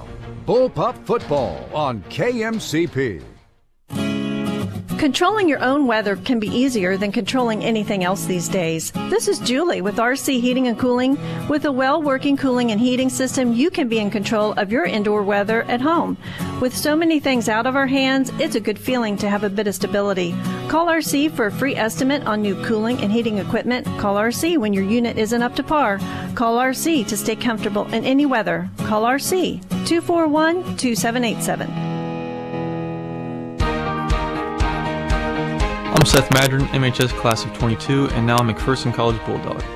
Having a great team of professors and mentors is really important, but a debt-free degree is even better. McPherson College's Student Debt Project can make that my reality. Mac College matches 25 cents on the dollar of what I earn, and that goes towards my education. Graduating college with no loans and no debt, that's why I went from a bullpup to a bulldog. Build your team at mcpherson.edu. Your life is as unique as you are, so why should your celebration of life be just like everyone else's? Glidden Edgar Wiggins Funeral Home in McPherson will help you plan a service that's a tribute to your memory. John Wiggins and Chad Mitchell and the other familiar faces at Glidden Edgar Wiggins Funeral Home take the time to help personalize your service with video tributes, printed programs tailored to you, and a service that is truly a tribute to you. Whether you love them or can't stand them, surprises are a part of life. Hi, I'm Aaron Mayfield, your McPherson Edward Jones financial advisor, and I can help get you ready for whatever life throws at you. As your needs change, we can change what you need to do to help you end up where you want to be. And while there is never a good time to experience unexpected costs, we can work together to help make them feel a little less unexpected. Call me at 620-241-4484. Edward Jones, member SIPC. Checking some score updates on the Ad Astro Radio scoreboard. We do have a final from six-man action tonight. Golden Plains beating Pawnee Heights 46-0. In 1A Division I, Little River beats West Elk 34-14, avenging a playoff loss last year. Central Plains wins a wild one over Chase County tonight, 58-52. Madison was up on El Saline 14-6 in the second. In 1A, Conway Springs up on Marion 76. Trinity Catholic and Medicine Lodge were scoreless after one. Southeast is Saline in the second, leading Norton 20-7. Haven up early on Hoyserden 7-0. Garden Plain leading Phillipsburg 14-0. Floyd up on Halstead 8-0. In 3A, Cheney was leading Collegiate 14-0. Heston in the early lead on Scott City 7-6.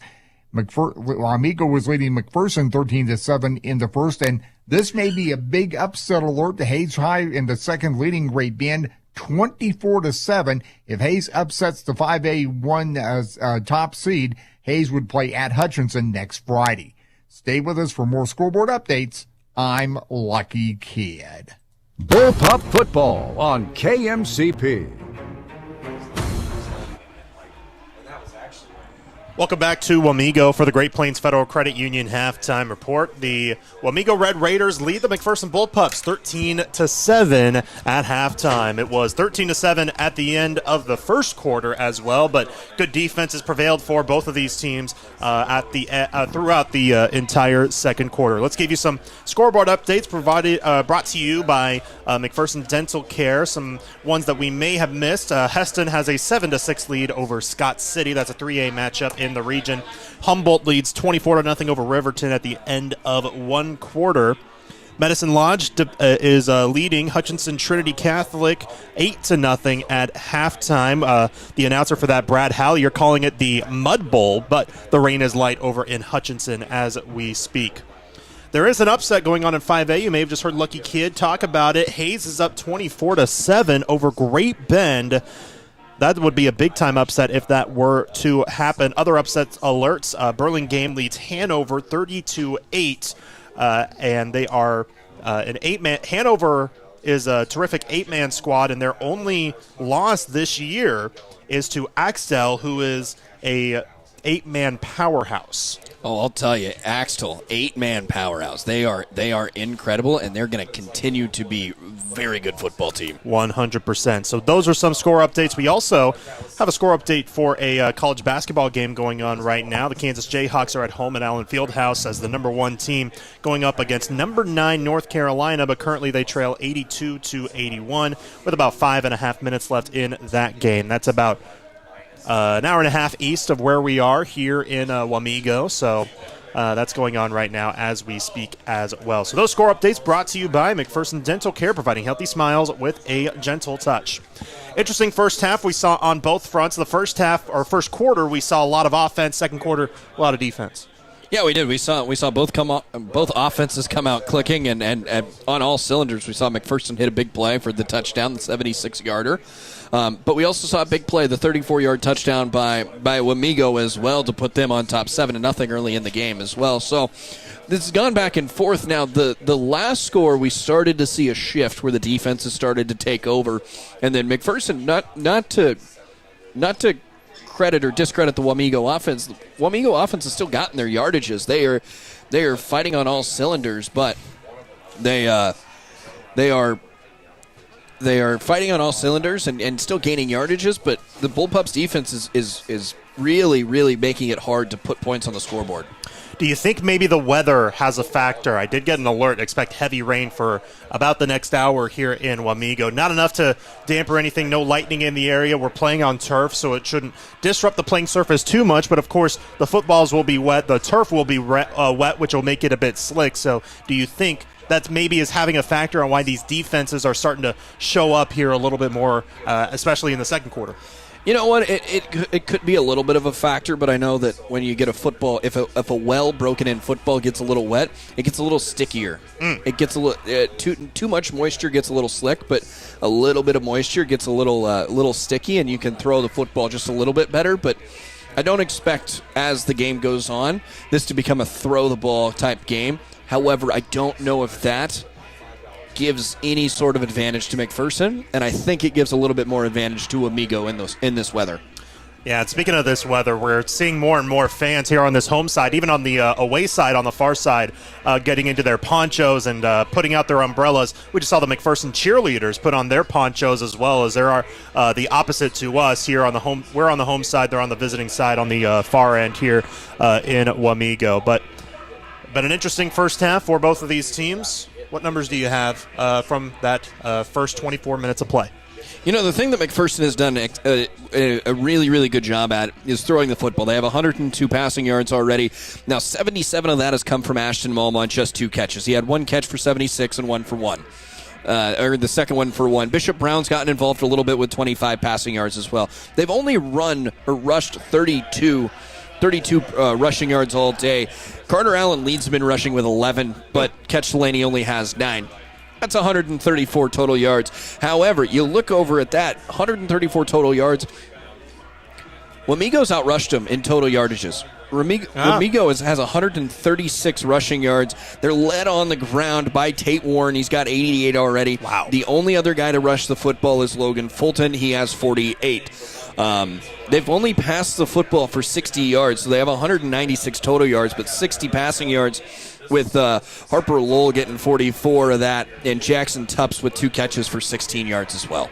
Wow. So before we take a break, just a couple things to mention. We're still a few minutes away from second half kickoff. Bit of a chilly day here as well.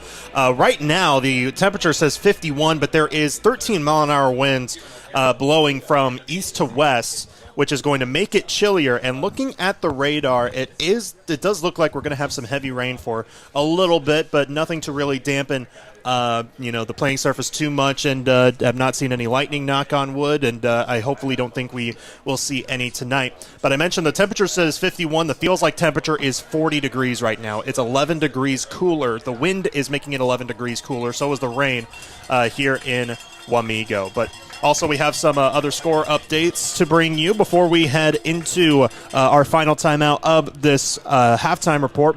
Humboldt now leads 40-0 over Riverton with 6 minutes left in the second quarter. Beloit leads Halstead 14-0 at halftime. Southeast of Saline leads 28-7 over Norton.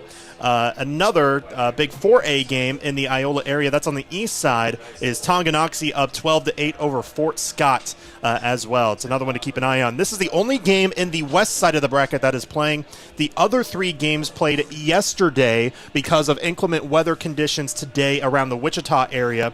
Buhler defeated Mulvane 62-21, so the winner of this game plays Buhler next week. Andover Central defeated Winfield 35-7. Maybe the upset of 4A so far. Wellington defeated 5A runner-up last year, Cape and Mount Carmel 20-19. They will meet Andover Central next week. We'll take one final time out for this halftime report. Second half starts after this. You're listening to coverage of the Hutch CC Road to a Championship presented by Next Tech Wireless. You're listening to the Great Plains Federal Credit Union Halftime Report. Tonight's second half kickoff is coming up next. Stream Bullpup football on your phone or tablet with the Ad Astra radio app. Your home for the McPherson Bullpups is 98.9 and 1540 KMCP. The time of year is upon us once again, our time to give thanks. At Great Plains Federal Credit Union, we are so thankful for you, our credit union members, and hope you enjoy the happiest of Thanksgivings with your family and friends. Don't forget to take advantage of our annual loan payment deferral for a $25 donation to the Children's Miracle Network. Not only will it help you, but you will be helping those less fortunate as well. Come and see us soon at Great Plains Federal Credit Union with locations in Salina, Abilene, McPherson, and Hillsboro. Member NCUA. Your health matters, and so does being close to the care you need. McPherson Center for Health offers compassionate care right here in your community. McPherson Center for Health, caring for you close to home. Are you tired of your dusty or muddy driveway? APAC Kansas Shears Division is here to help. This is Derek Fees. Call us and ask us about our asphalt millings. If you are a do-it-yourselfer, arrange for pickup or delivery at your convenience. Call APAC today at 620-662-2112.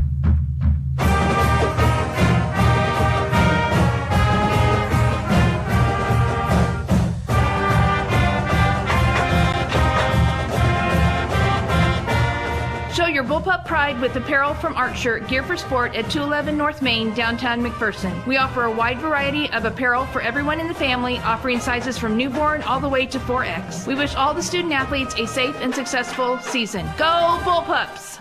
This special time of year calls for a special type of treat, like the Oreo Cookie Peppermint Shake at Freddy's, a delectable blend of festive peppermint, crunchy Oreo cookies, and the creamiest vanilla custard. Now, there's a reason to savor the season at Freddy's. Order today on your Freddy's app, online at freddys.com, or visit a Freddy's location near you. Get yours today at Freddy's Frozen Custard and Steak Burgers in Hutchinson and McPherson. Bullpup football on KMCP. Welcome back to Wamego. Second half action just nearly underway. The Bullpups trailing 13-7 over Wamego in this 1 versus 8 matchup in the 4A playoffs in the regional round. The winner of this game goes on to play Buhler next week. Will Wamego hold on and get the win as the number 1 team face off against Buhler again, but this time here at home? Or will McPherson turn it around, mount the comeback, upset the Red Raiders, and meet with their arch rivals once again this year and maybe look for a little payback? We're about 24 minutes away of game time from finding out what the conclusion of this will be. Yeah, we talked about it at halftime. We talked about the weather. I just watched quarterback Logan Fulton try to throw the football, and he there was one throw, the first throw he had, it slipped completely out of his hands and went right backwards. So it will be something to keep an eye on as the game continues to progress on. But I don't believe in now he's starting to really throw the football again. I don't know if it's going to be a true effect, but we will find out. Absolutely. Again, rain falling quite a bit hard. It's not necessarily like a monsoon or a heavy downpour, but at least moderate showers here in Wamego, enough for the fans to bring out their ponchos and their umbrellas. Thankfully, the two of us are here in this press box. We're staying dry. We feel for our video guide, though, Dane Dikobovsky. We really appreciate him being a trooper. He's outside because there was not enough room here in this press box to broadcast the video from. But, Dane, I know you can hear me. So, Dane, we really appreciate you staying strong out there. It's really cold and rainy. You got to give him a shout-out, too. He's a bullpup currently as well, and he's been a true fighter, battling the elements all season long, and today is no different. Actually, today's probably the worst of all. I was gonna say, you started that, and I was like, we better say something about Dane, because if we just keep going about how we're in this press box, he may quit. Absolutely. Well, both teams making their way back onto this turf at the Wamego Sport Complex. Wamego has a 13-7 lead over McPherson. The Bullpups will kick it to the Red Raiders because McPherson won the opening coin toss but decided to receive the opening kick. So they have to kick it away now, down 13-7, but they had a good defensive stand in the last couple of possessions. Jackson Hoover boots it away, and end-over-end kick that will be returned to the 16. Going from right to left is Toops. He's looking for a hole, cuts to the right, has Piercy. Here's a flag all the way back at the backfield. Across midfield on the right side is Toops. Down the sideline at the 30. Hoover brings him down at the 20. That's the kicker that brought him down, but there is a flag all the way back at the 20. Carter Bankson is all the way back there, and the official possibility that we may see is that this is a hold on Wamego to push this back. Actually, it's an illegal block in the back, but either way, that pushes the Red Raiders back. No deep return. They will be back well deep in their own field. Yeah, that was an excellent return, but it was set up by the illegal block in the back. I don't know if the block in the back would have happened if that would have been the case. That's why the flag was called. Now you're going to back this up 10 yards from the spot, or And this is where Wamego is going to start. The Bullpups have an excellent opportunity here to get off the field quickly, get the offense back on, and get Carter Allen back to running this offense again. The flag was at the 20, so I think they're going to mark him at about the 10. Indeed they are. So the deepest field position for Wamego today, 1st and 10 at their own 10. They're going from the right to the left as we view the field here at the Wamego Sports Complex. Shotgun set, man in the backfield. That's Warren to his left hip pocket, 2 lined up wide right. Direct snap to Warren, looking to go up the gut, finds a hole rather, but it gets swallowed up, but still a decent gain. A good chunk of change at about 6 yards as they'll mark him at the 16, so 2nd and 4 for Wamego. One of the weird things that Wamego does, and I don't necessarily love it all that much, is they made Logan Fulton there be the lead blocker. I don't know if I love that out of the quarterback position, but hey, if he can block, then let him go out there and lead block for Tate Warren. Show some guts. I like to see it. Pistol set this time on 2nd down and 4. They'll hand it off again. Warren finds an edge right side. Seidel drags him down, but another first down for Wamego on the ground. They'll mark him at the 23. They needed 4. He got about 7 yards. First down for the Red Raiders. Excellent job by Warren. I mean, he saw, and this offense saw the Bullpups almost shift their defensive line into the center of the field. They were going to try to take away that run right behind the center guard, and that time Tate Warren kicked it outside off the outside shoulder of the right tackle. Great job. So minute 15 into the second half. Wamego with the ball, another handoff. He's hit hard by Bo Barkley. Warren did drag him for a couple of yards, but that's all he'll get. Barkley was the first man there. 2nd down and 8 for Wamego. Yeah, Bo Barkley coming up from his outside linebacker position, or even the rush defensive end position. Great job setting a good hard edge, getting down the line quickly and stopping Tate Warren just in his tracks. Only pickup of 2. 2nd down and 8 at the 25-yard line. Probably a lot better position than they thought that we saw Wamego was going to be in after the penalties, but that was probably the biggest run stop of this game so far for McPherson.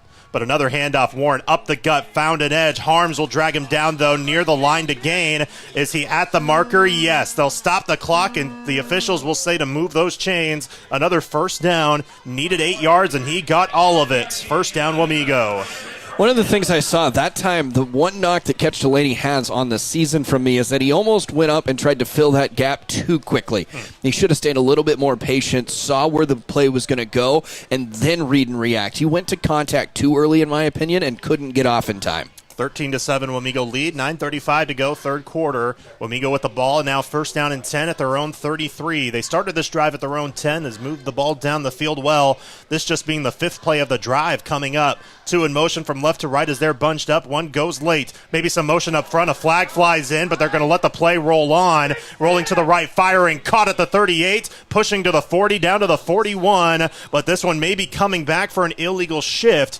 Because if it's a false start or an offside, normally the the play does not go, but they did let the play roll on, so likely an illegal shift. So this one is likely coming back. Well, yeah, they had 3 guys go across the formation, and then a wide receiver, a tight end H-back go across the formation as well. I don't ever think that second H-back got set again, and so therefore the illegal shift, because he was moving a touch forward, now it's going to back this up 5 yards. Yeah, you're absolutely right. So mark off what would have been a pass play and a decent gain of about 8. Instead, a 5-yard penalty to make it 1st down and 15 back to the 28-yard line. The official that's spotting the ball put the ball down and then had to pick it back up so he could wipe it off with a towel that he has attached to the front side of his body. So now a somewhat dry football as we get ready for a 1st down and 15 for Wamego. Pistol set, 2 in motion from left to right, 1 lined up wide each side in between the hashes. Fulton will hand it off up the middle. It's Warren. Found a hole going near side. He's got a 1st down and more across midfield to the 49-yard line in McPherson territory. What a run by Tate Warren. A gain of 23 yards and another 1st down. What a wonderful run by Tate Warren. He hit that hole and just kept going. He put his head down and just hit it with a good amount of speed. He's a strong runner, but he's a really, really fast runner, and it's really hard to bring him down in open space on one-on-one tackles. They move the chains again for the 3rd time on this drive, 8:35 to go, 3rd quarter. They're using the clock as well. They'll stop the clock because one of the officials is coming in once some help. Oh, no, we saw a bullpup lose his hat on the play. That's Alex Stout. Actually, not on the play. He just had a little bit of a equipment malfunction. The chin strap, I think, was a little bit loose. So he has to stay in for he's going to stay in for the play because I think it happened after the play ended. And now he's getting his strap tightened up by Chase Kane, but now they're lining up on offense. Well, now they get back underway. First down and 10 at the McPherson 49-yard line. Another handoff to Warren, looking for a hole, finds one, keeps the legs churning, gets a gain of 6 yards there on first down to the Bullpup 43. Again, Tate Warren's been a really, really good running back here tonight. He's already up over 140 yards rushing on the ground. This is close to his average per game, and we're not even halfway through this third quarter. He's just been an absolute beast in the running back position. Yep, second down and 4 coming up. Late substitution for Wamego as they're still in the huddle with the play clock down to 15, which is when they finally break it. Fulton will line up again in the pistol. We've seen that time and again with Warren in the backfield. One lined up wide on each side. Fulton hands it off up the middle. Warren looking for a hole, goes left, gets the first down across the 39. They'll mark him at about the 37.5, and another move of the chains. First down. He needed 4. He got about 7.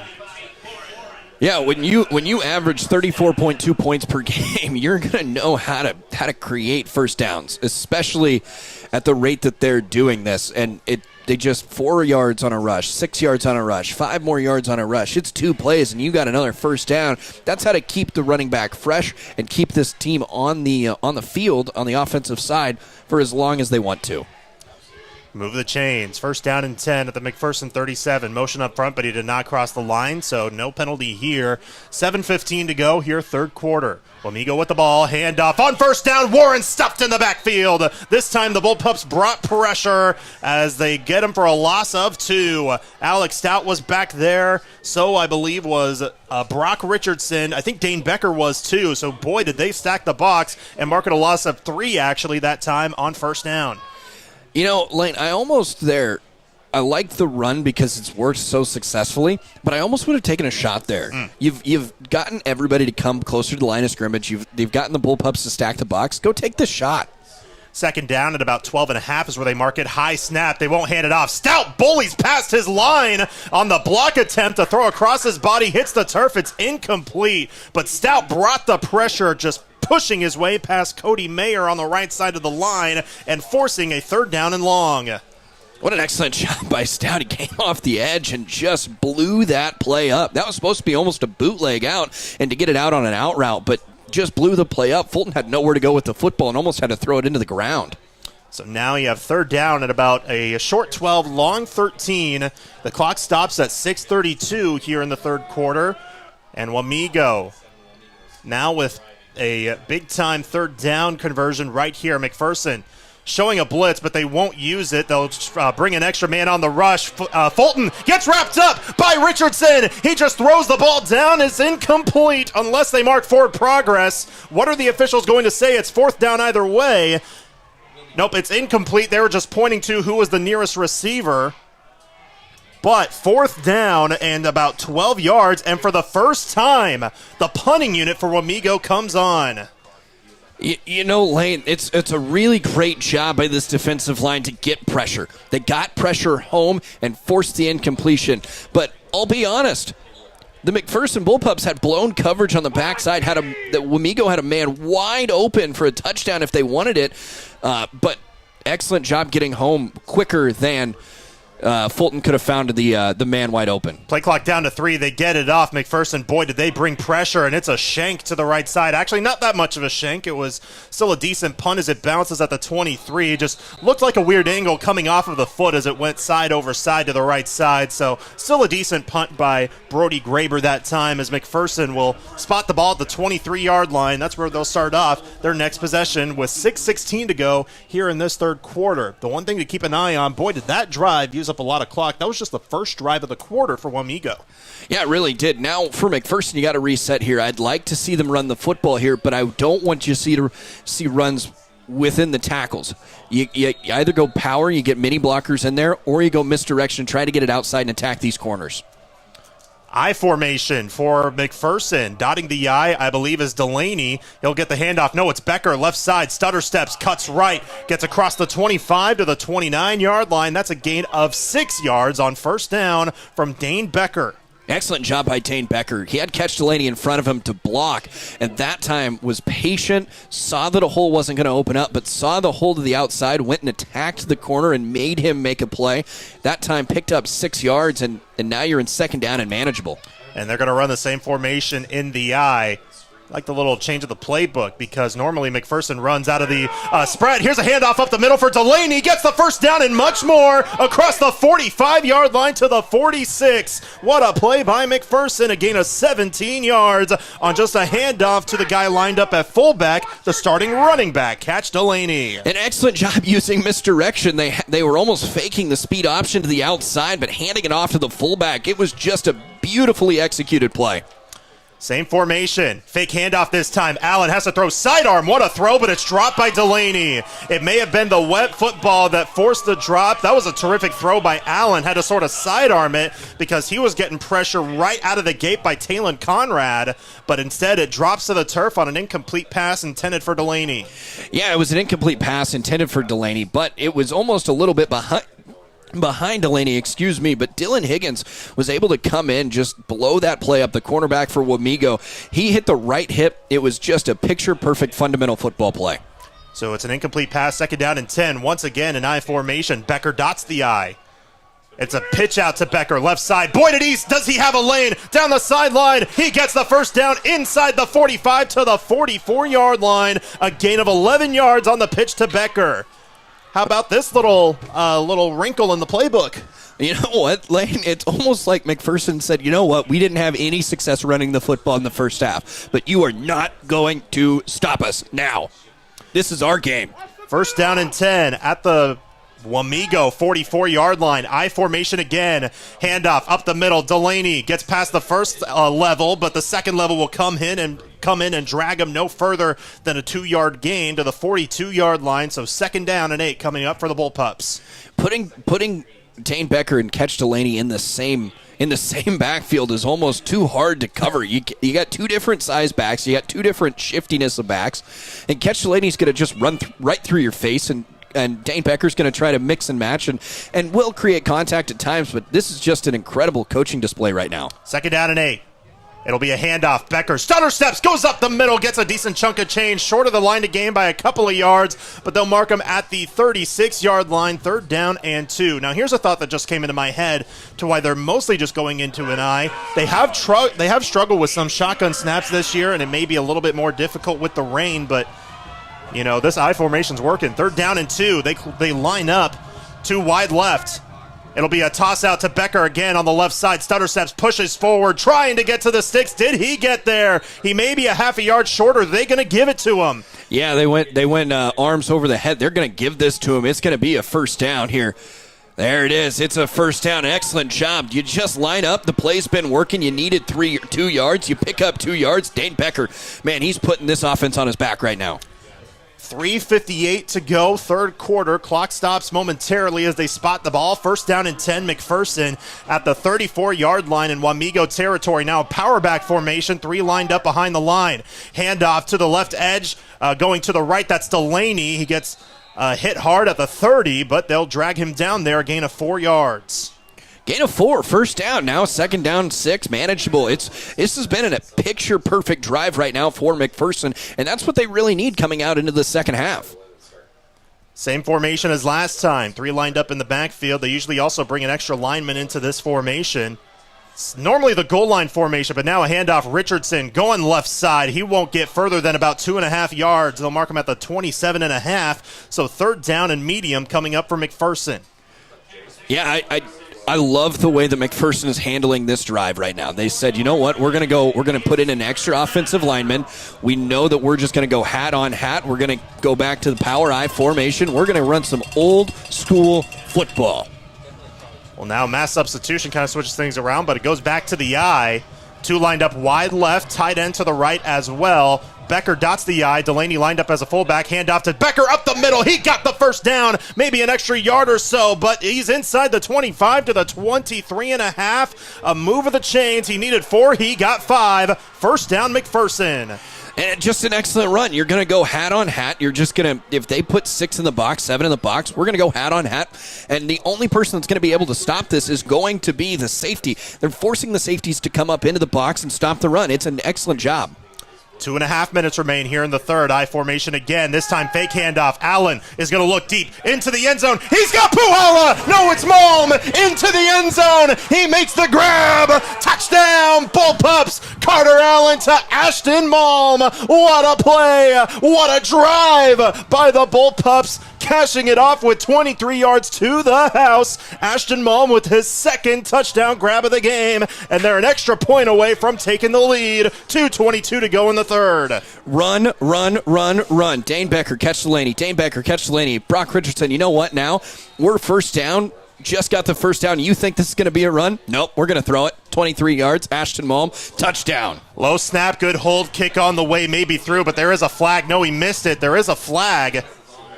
And who's this going to be on? Because they kind of let the play run. The coaches to our right are saying it might be on. Nope, it's on McPherson, but they're going to decline the penalty. The kick was no good. So we're still tied at 13, but 2:22 to go in the third quarter, and the Bullpups have life. What a game here in Wamego. We'll be back for the ensuing kickoff after this. You're listening to coverage of the Hutch CC Road to a Championship presented by Next Tech Wireless on Ad Astra Radio.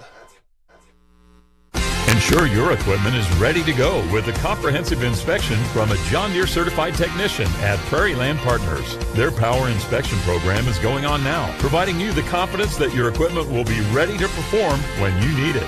From mowers, gators, skid steers, and compact tractors to large agricultural equipment, Prairie Land Partners is there to help keep your equipment running smoothly. Call, stop by, or visit prairielandpartners.com to schedule your equipment today. Prairie Land Partners. 98.9 and 1540 KMCP. McPherson ties the game with a terrific drive that started off deep in their own territory. And with 2:22 in the third quarter, it's a tie game at 13. The Bullpups hanging on to number 1 Wamego here on the road.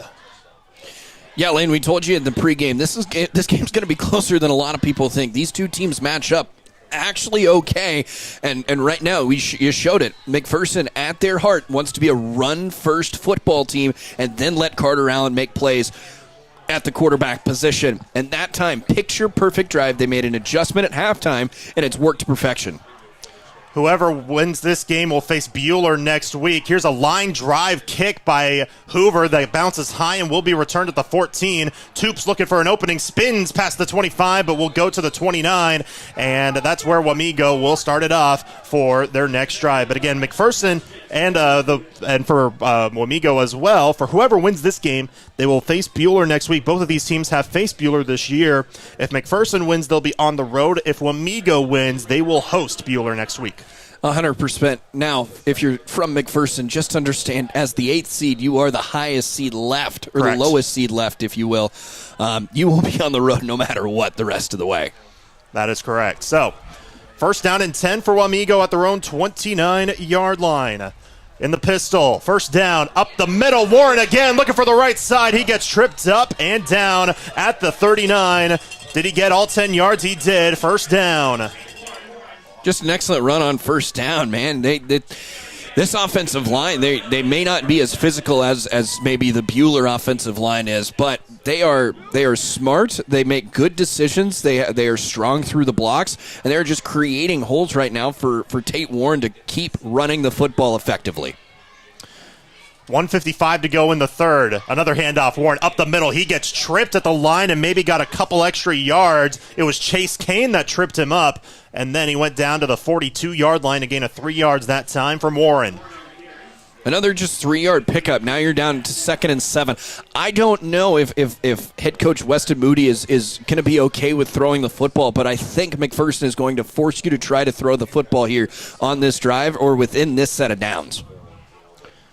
1:25 to go in the quarter. They're going to try to milk some clock a little bit here in this third quarter, but Now they'll break the huddle with an empty back shotgun. Trips to the left, all lined up wide. One to the right, actually two tight ends to the right. Now they go in formation into a pistol as Warren goes in the backfield. They'll hand it off to him, looking for the left edge. Here comes pressure. Stutzman gets it broken off of, but he goes down after the second effort. Chase Kane, catch Delaney, and Brock Richardson cleaned up the initial contact from Jaron Stutzman. A loss of 2, 3rd down and 9 for Wamego. Yeah, that's taking a risk. Stutzman just took a risk and just went and got Warren. He was tired of seeing Warren run all over him. He just said, you know what, I'm going to go get Warren. And then an excellent job by the rest of the defensive line and this linebacking core to just go clean it up.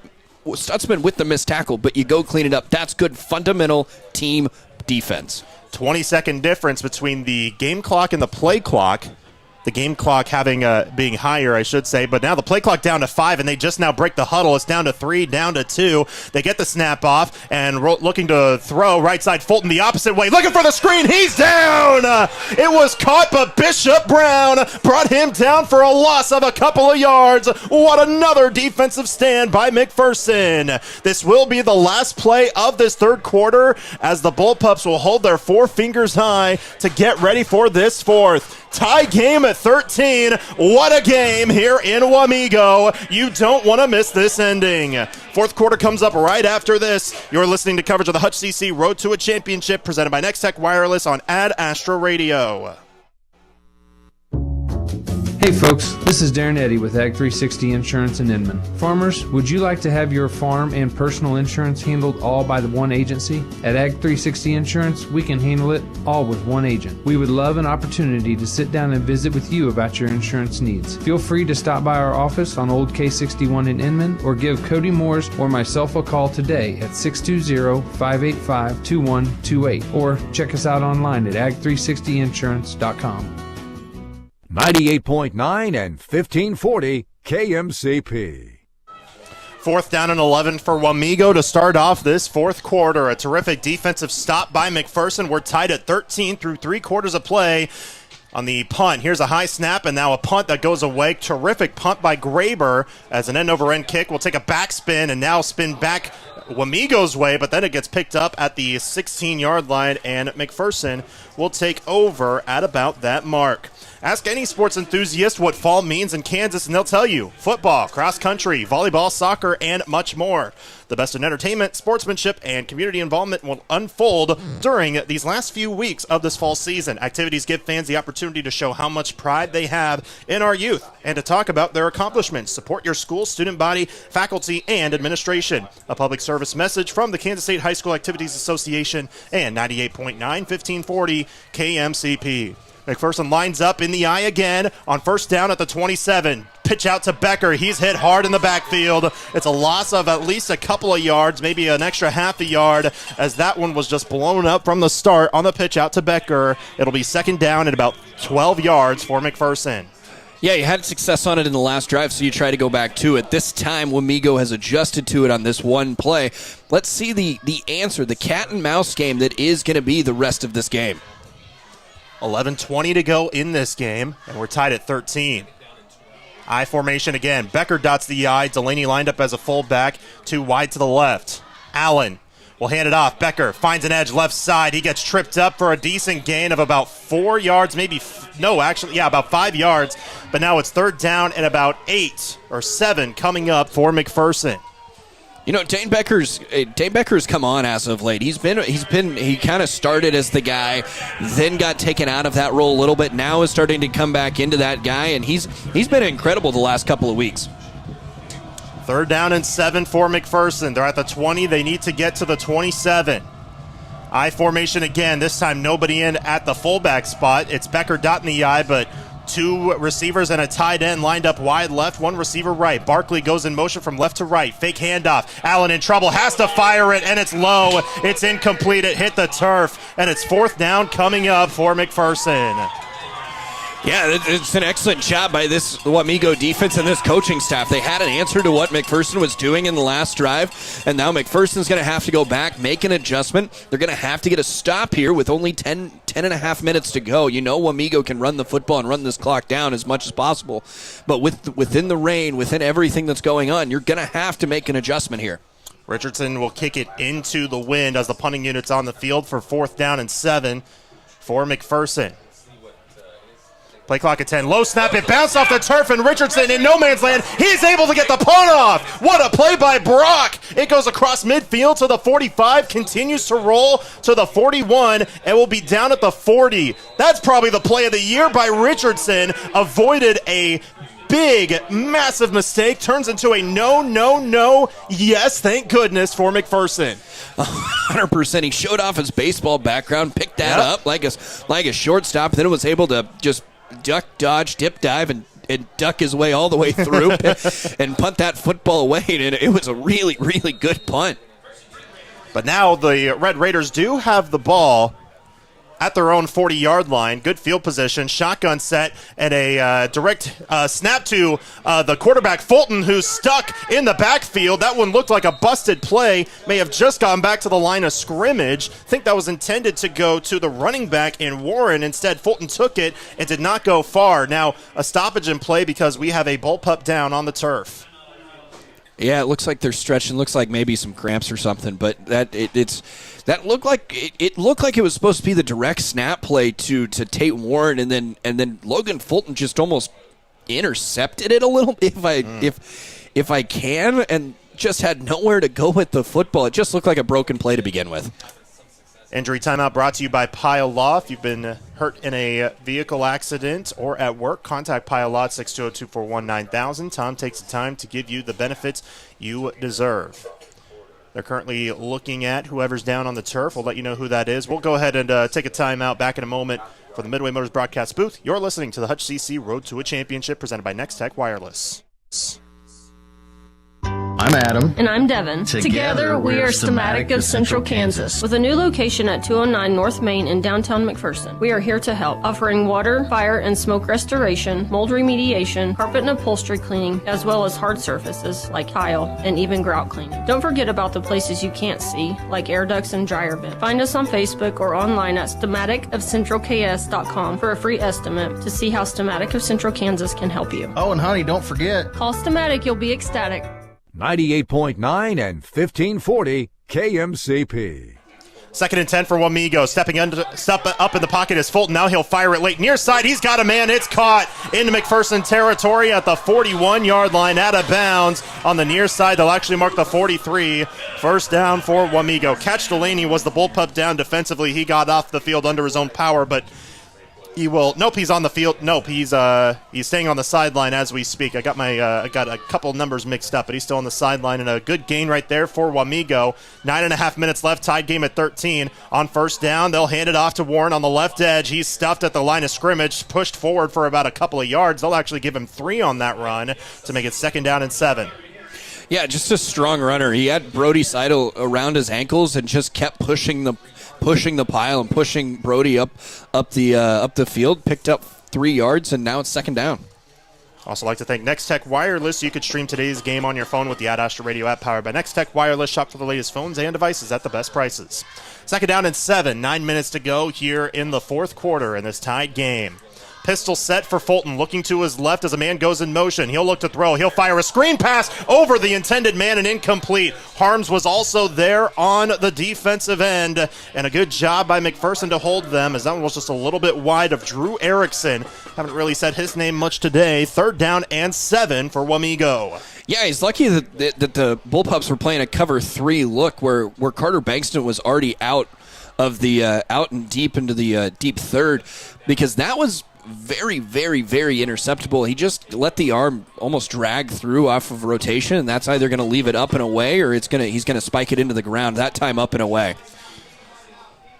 3rd down, trips to the left in the shotgun. Now Warren lines up wide out left. Here comes pressure from McPherson. Fulton looking for help. He goes down. The ball is out, but it's picked up by Wamego at midfield. But the pressure from the front line for McPherson stops Wamego again. And it's 4th down and long. The punting unit will come out.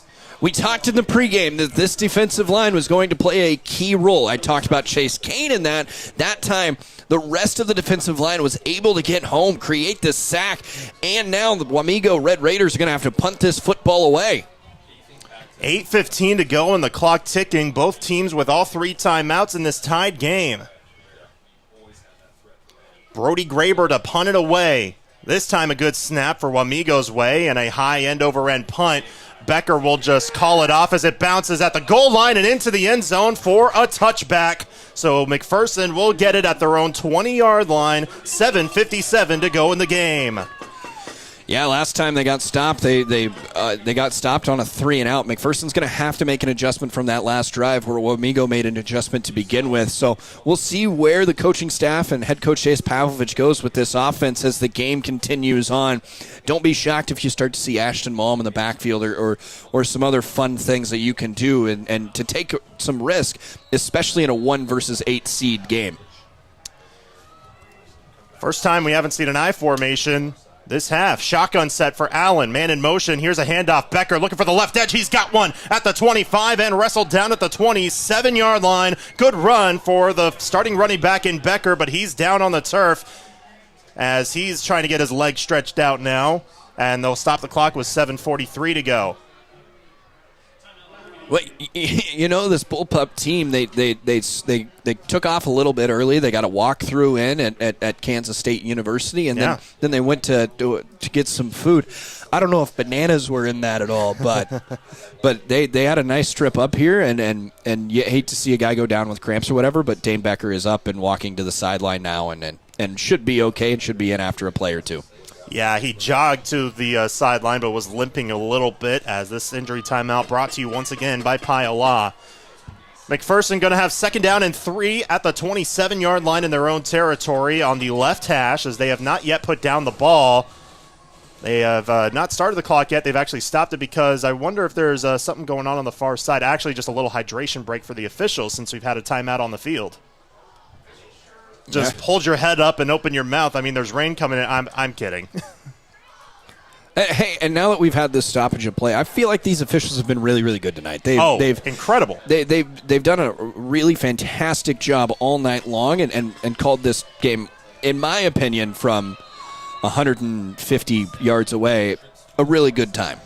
And in the elements, more power to them. On 2nd down and 3, handoff Richardson trying to go up the gut. He may be just a yard shy of the sticks. He will be. It'll be 3rd down and 1 coming up for McPherson as they'll mark him at the 29-yard line.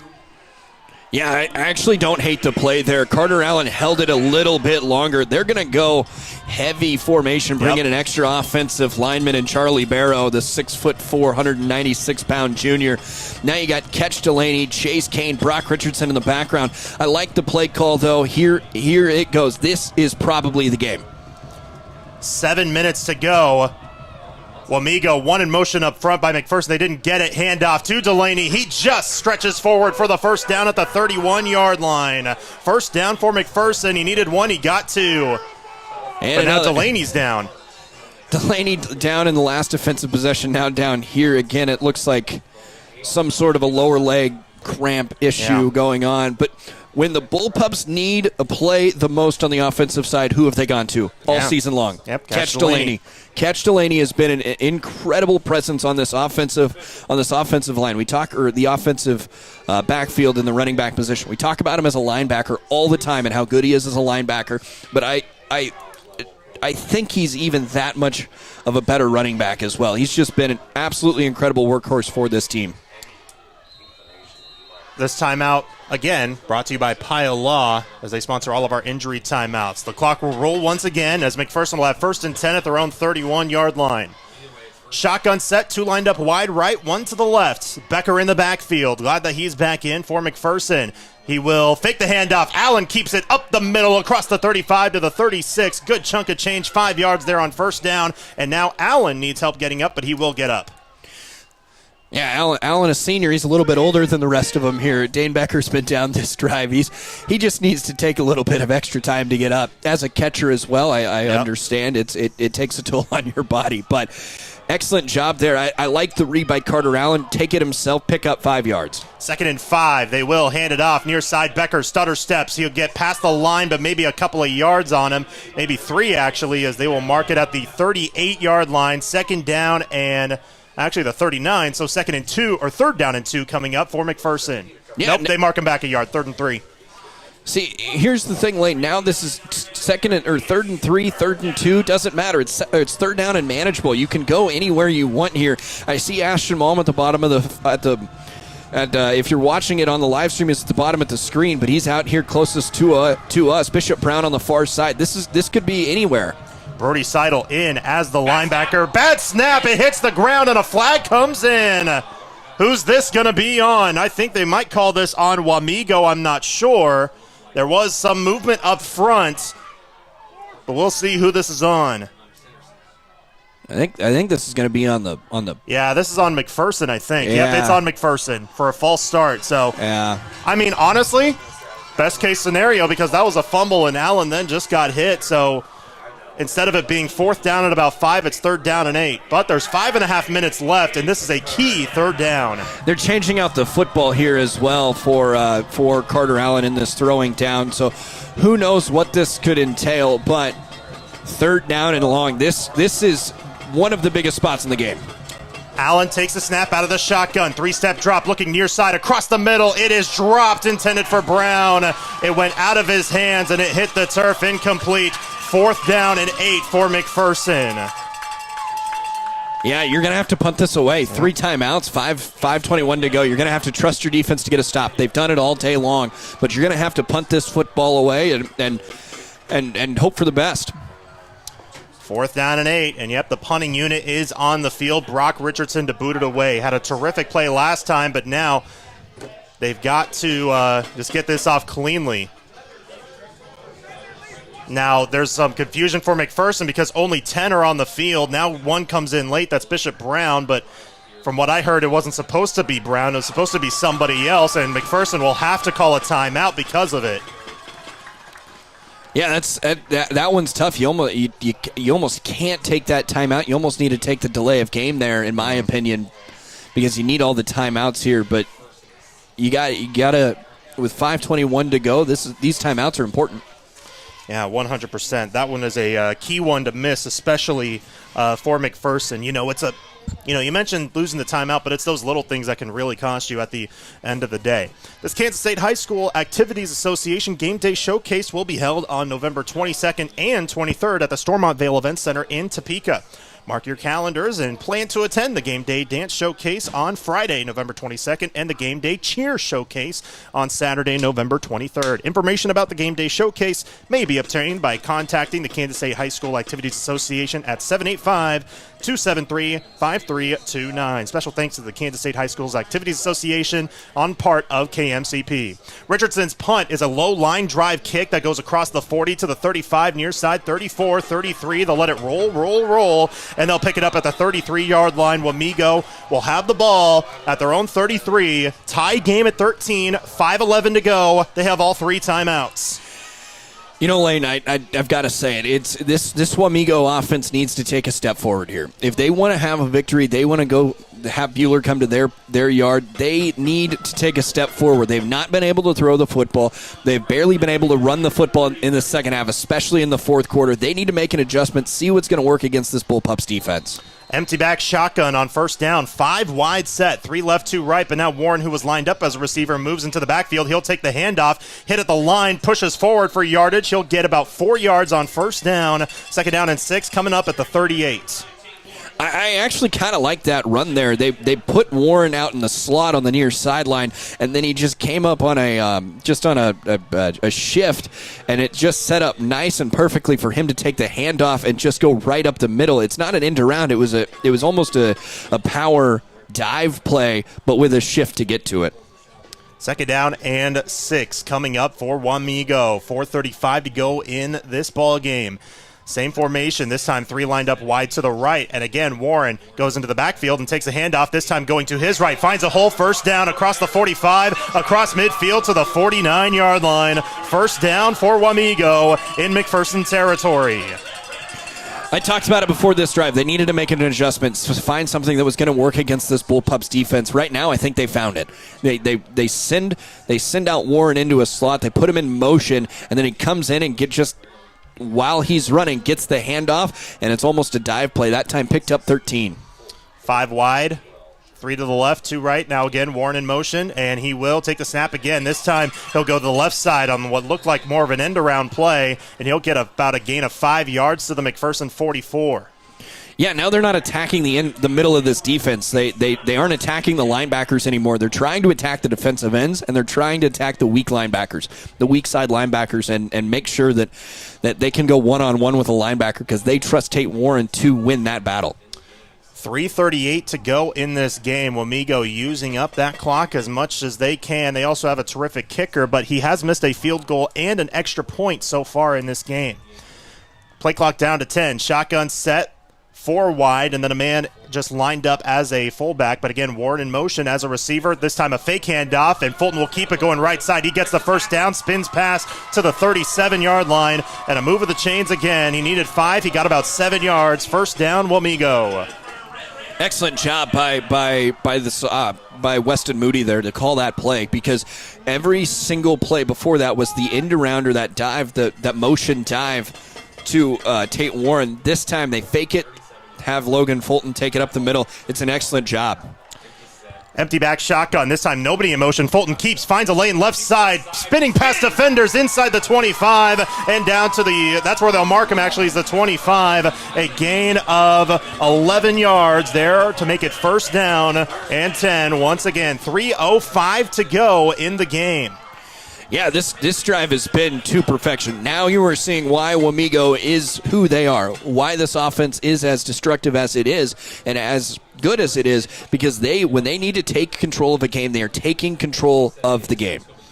Empty back shotgun again. 4 wide out left. Inside Warren. It's actually a Wildcat near side 20, 15, pushing forward and tripped up at the 10-yard line. It'll be about first down and goal coming up for Wamego. 2:40 to go.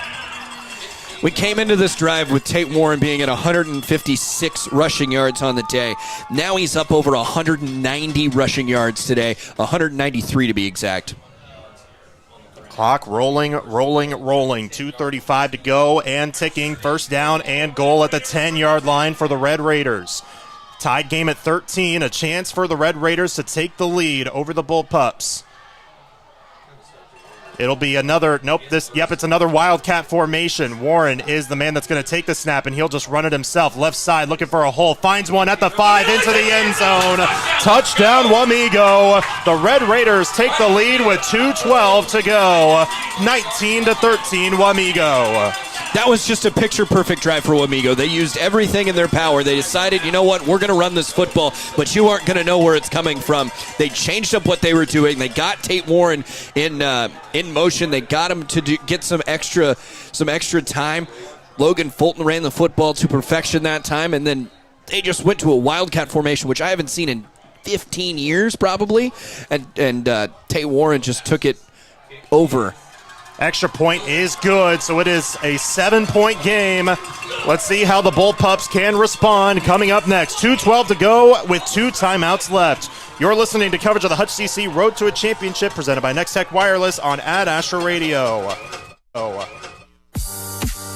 Hey Bullpup fans, it's Corey at Midway Motors. We're excited for another great year of Bullpup sports. Midway has been a proud supporter of McPherson schools for over 30 years. There's nothing better than seeing the kids play, learn, and pursue greatness as a team. As a community, let's work together to make it the best experience possible for them. Be positive, always encourage, and let the kids compete. Go get them, pups. Midway Motors, for every mile of life. 98.9 and 1540 KMCP. The time is 8:55 here in Wamego, but it has not yet struck midnight on the Bullpups' chances this season, but they're going to have to earn it. 2:12 to go, down 20-13 over number 1 Wamego after the Red Raiders score on a terrific drive to take the lead, and now it's do or die time for the Bullpups. The season comes down to this. And you know, Lane, they took a timeout in their last possession, and I think that might come back to bite them. They need all 3 timeouts here with 2:12 to go. The ensuing kickoff is high end over end, and it will go into the end zone for a touchback, so McPherson will have to take it 80 yards to do so. They're going to start at their own 20-yard line to start off. We've seen one time recently where McPherson tried to turn it around on a 2-minute drill. That was against Buhler, and they fell in that one, turning the ball over on the third play. So now this is a big time, a big moment, a season-defining moment for the senior Carter Allen and these Bullpups on the road. Yeah, it's going to come down to, do you want to practice next week? Do you want to practice next week?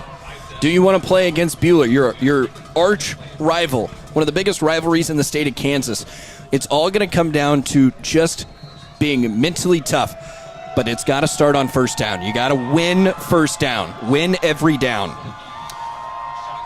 2-by-2, they line up out wide with a man in the backfield in the shotgun. Allen with a low snap, but gets the snap. He's going to look to throw. Needs help. Needs somebody. He rolls out of the pocket. Now just throws it high into the air. A dead duck, and it falls incomplete. 2 late flags come in. 3 late flags. 1 came in the middle of the field, and I'm surprised maybe an illegal man downfield wasn't called, or it might be. But then something on the far end as well. I wonder if these will offset.